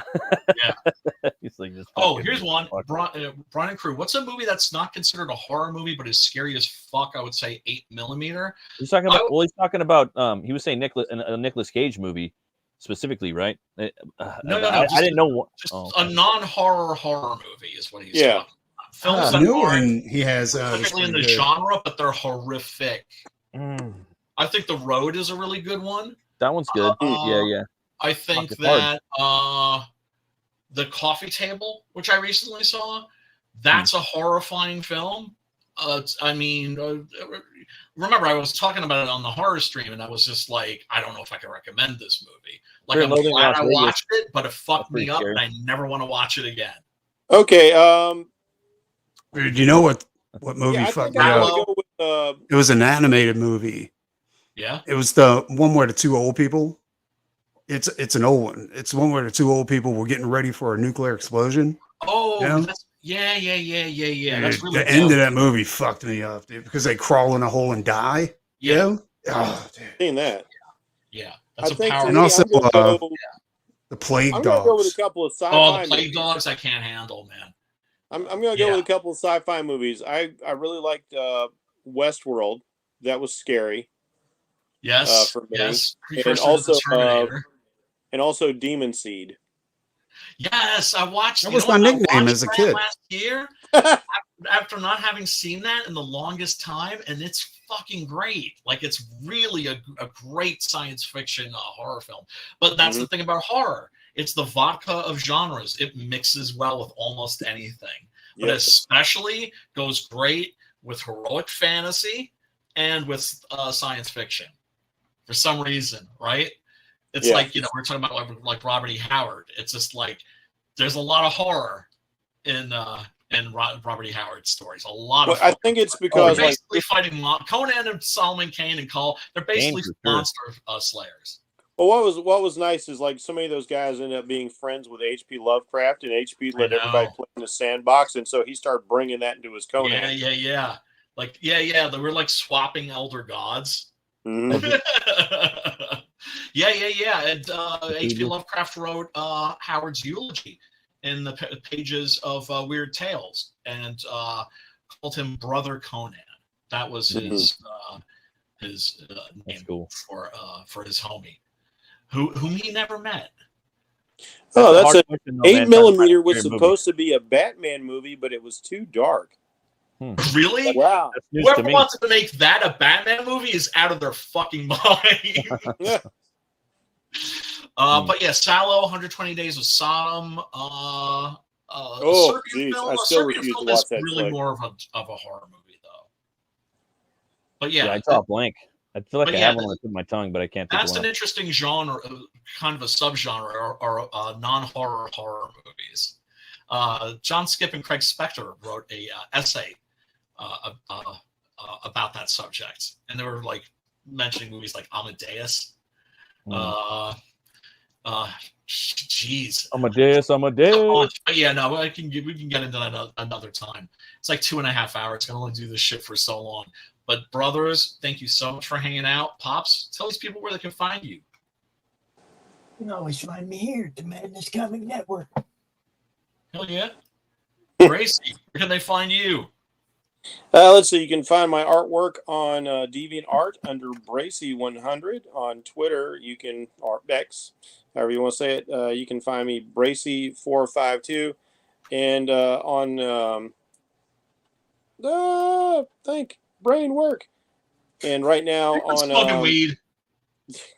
I don't, and that's the terrible thing. I don't drink, I don't smoke, I don't do anything. I'm just naturally older, doesn't it? Yeah, no, I feel you, brother. The only thing I can claim is I'm kind of ate up with OCD and ADHD, so I got to narrow my focus. On Kickstarter, we have Blood World Phoenix Throne. Speaking of sci-fi stuff, a wonderful sci-fi medieval fantasy space opera kind of thing. It's crazy. It's got a monarchy. It's got people hanging out on the moon of Ganymede. It's got knights in power armor. It's got sex. It's got death. It's got blood. It's got gore. That sounds awesome. It's PG-13. It's awesome. Oh yeah, hardcore. That was fucked up. Are you talking about the George C. Scott movie? I'm guessing. Yeah, the one that was written by Paul Schrader. But yeah, hardcore was messed up. Thanks for hanging out, Bracey. Always Matt, tell these fools where they can find you. You guys could find me on Twitter at RuneCutter Comic. If you guys want to check out my channel, it's Metal Movies and Brewskis, where I do reviews. Saturday nights I do shows and talk about everything in metalldom, comics, movies, monsters, that type of shit. If you guys want to support me and check out my comic, it's Butch Cleaver. It's a gothic horror western. It's on Fund My Comic. You can go to butchcleaver.com to pick it up, and I deliver within the next day. Thanks, Brian. You got it, brother. You got it. And Preston, tell these fools where they can find you. And X, Nikki the Pipe on X. X? What the fuck is that? What the fuck is that? X, X-Men. X of the Get in there. That's where the angels and the demons hang out. Oh, you mean the twatters? Is what you mean? You a left twitch or a right twitch? Constantine. The Constantine. He's like, oh, whoa. Dude. Well, that's why I got angel wings on one end and bat wings on the other Oh, one. okay. Oh, badass. That's God cool. damn it, man. That's cool. That's pretty cool. Why can't I be as cool as Preston? Why can't I draw Right. like I Preston? drew them all up. I got a whole book full of tattoo designs If because we I were want. all as cool as Preston, we wouldn't. I He didn't, wouldn't be I didn't know special. what I wanted to do for the first tattoo, so I figured, gotta get this motherfucker chained up in my basement. Is what I gotta do. I'm gonna get him all painted up. Feed him dog food He and just went, use cow prods. Draw, whoa. motherfucker, draw. He said, "I'll draw for Give you." him some slop. Cleaning me up. Small gorillas shooting Right. shooting All right. leg irons. All right, Pops, you gonna take us out? Yeah, I got Okay. some sponsor ads and some cool stuff. Yeah. Okay, cool. Let's see the goodies. Fellas, much love to you and everybody watching. Peace, love, and metal. Hello.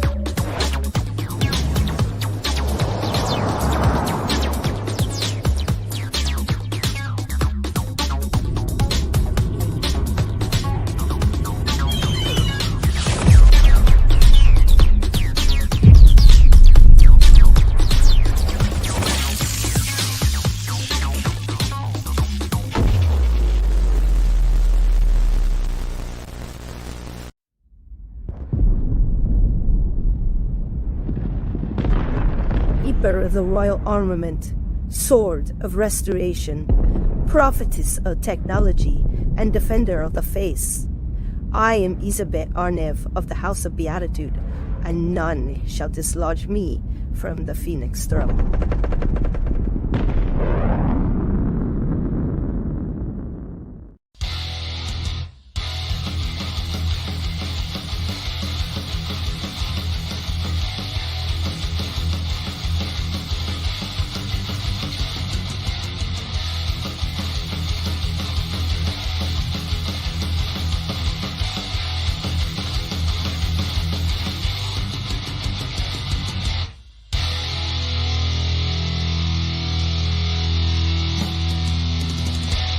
Flip City Magazine is just really pulling out all the stops, man. Your guys' production value of this magazine has gone insane.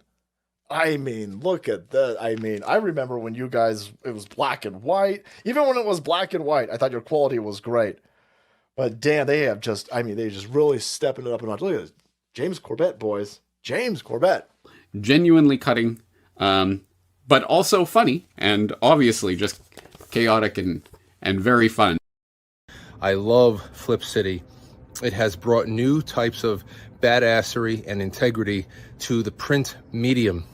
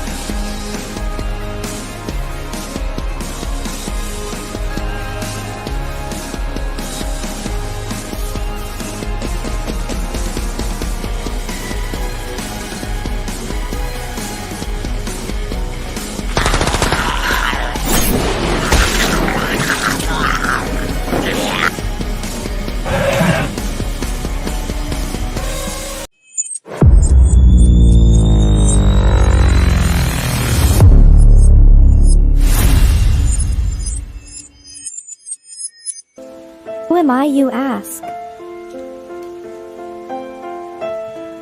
I was created in the middle of nowhere, surrounded by the waste of a dying world. I was bestowed with an insurmountable task: bring peace after decades of death, persecution, and chaos. I am a grandchild of war, destined to help two camps which hate has fueled for far too long. Surprisingly, I am not alone. Have an odd bunch to make the road a little more bearable. Come with me, to bring hope where there was despair, respect where there was resentment, creativity where there was destruction. I am Pinocchio, and this is my story.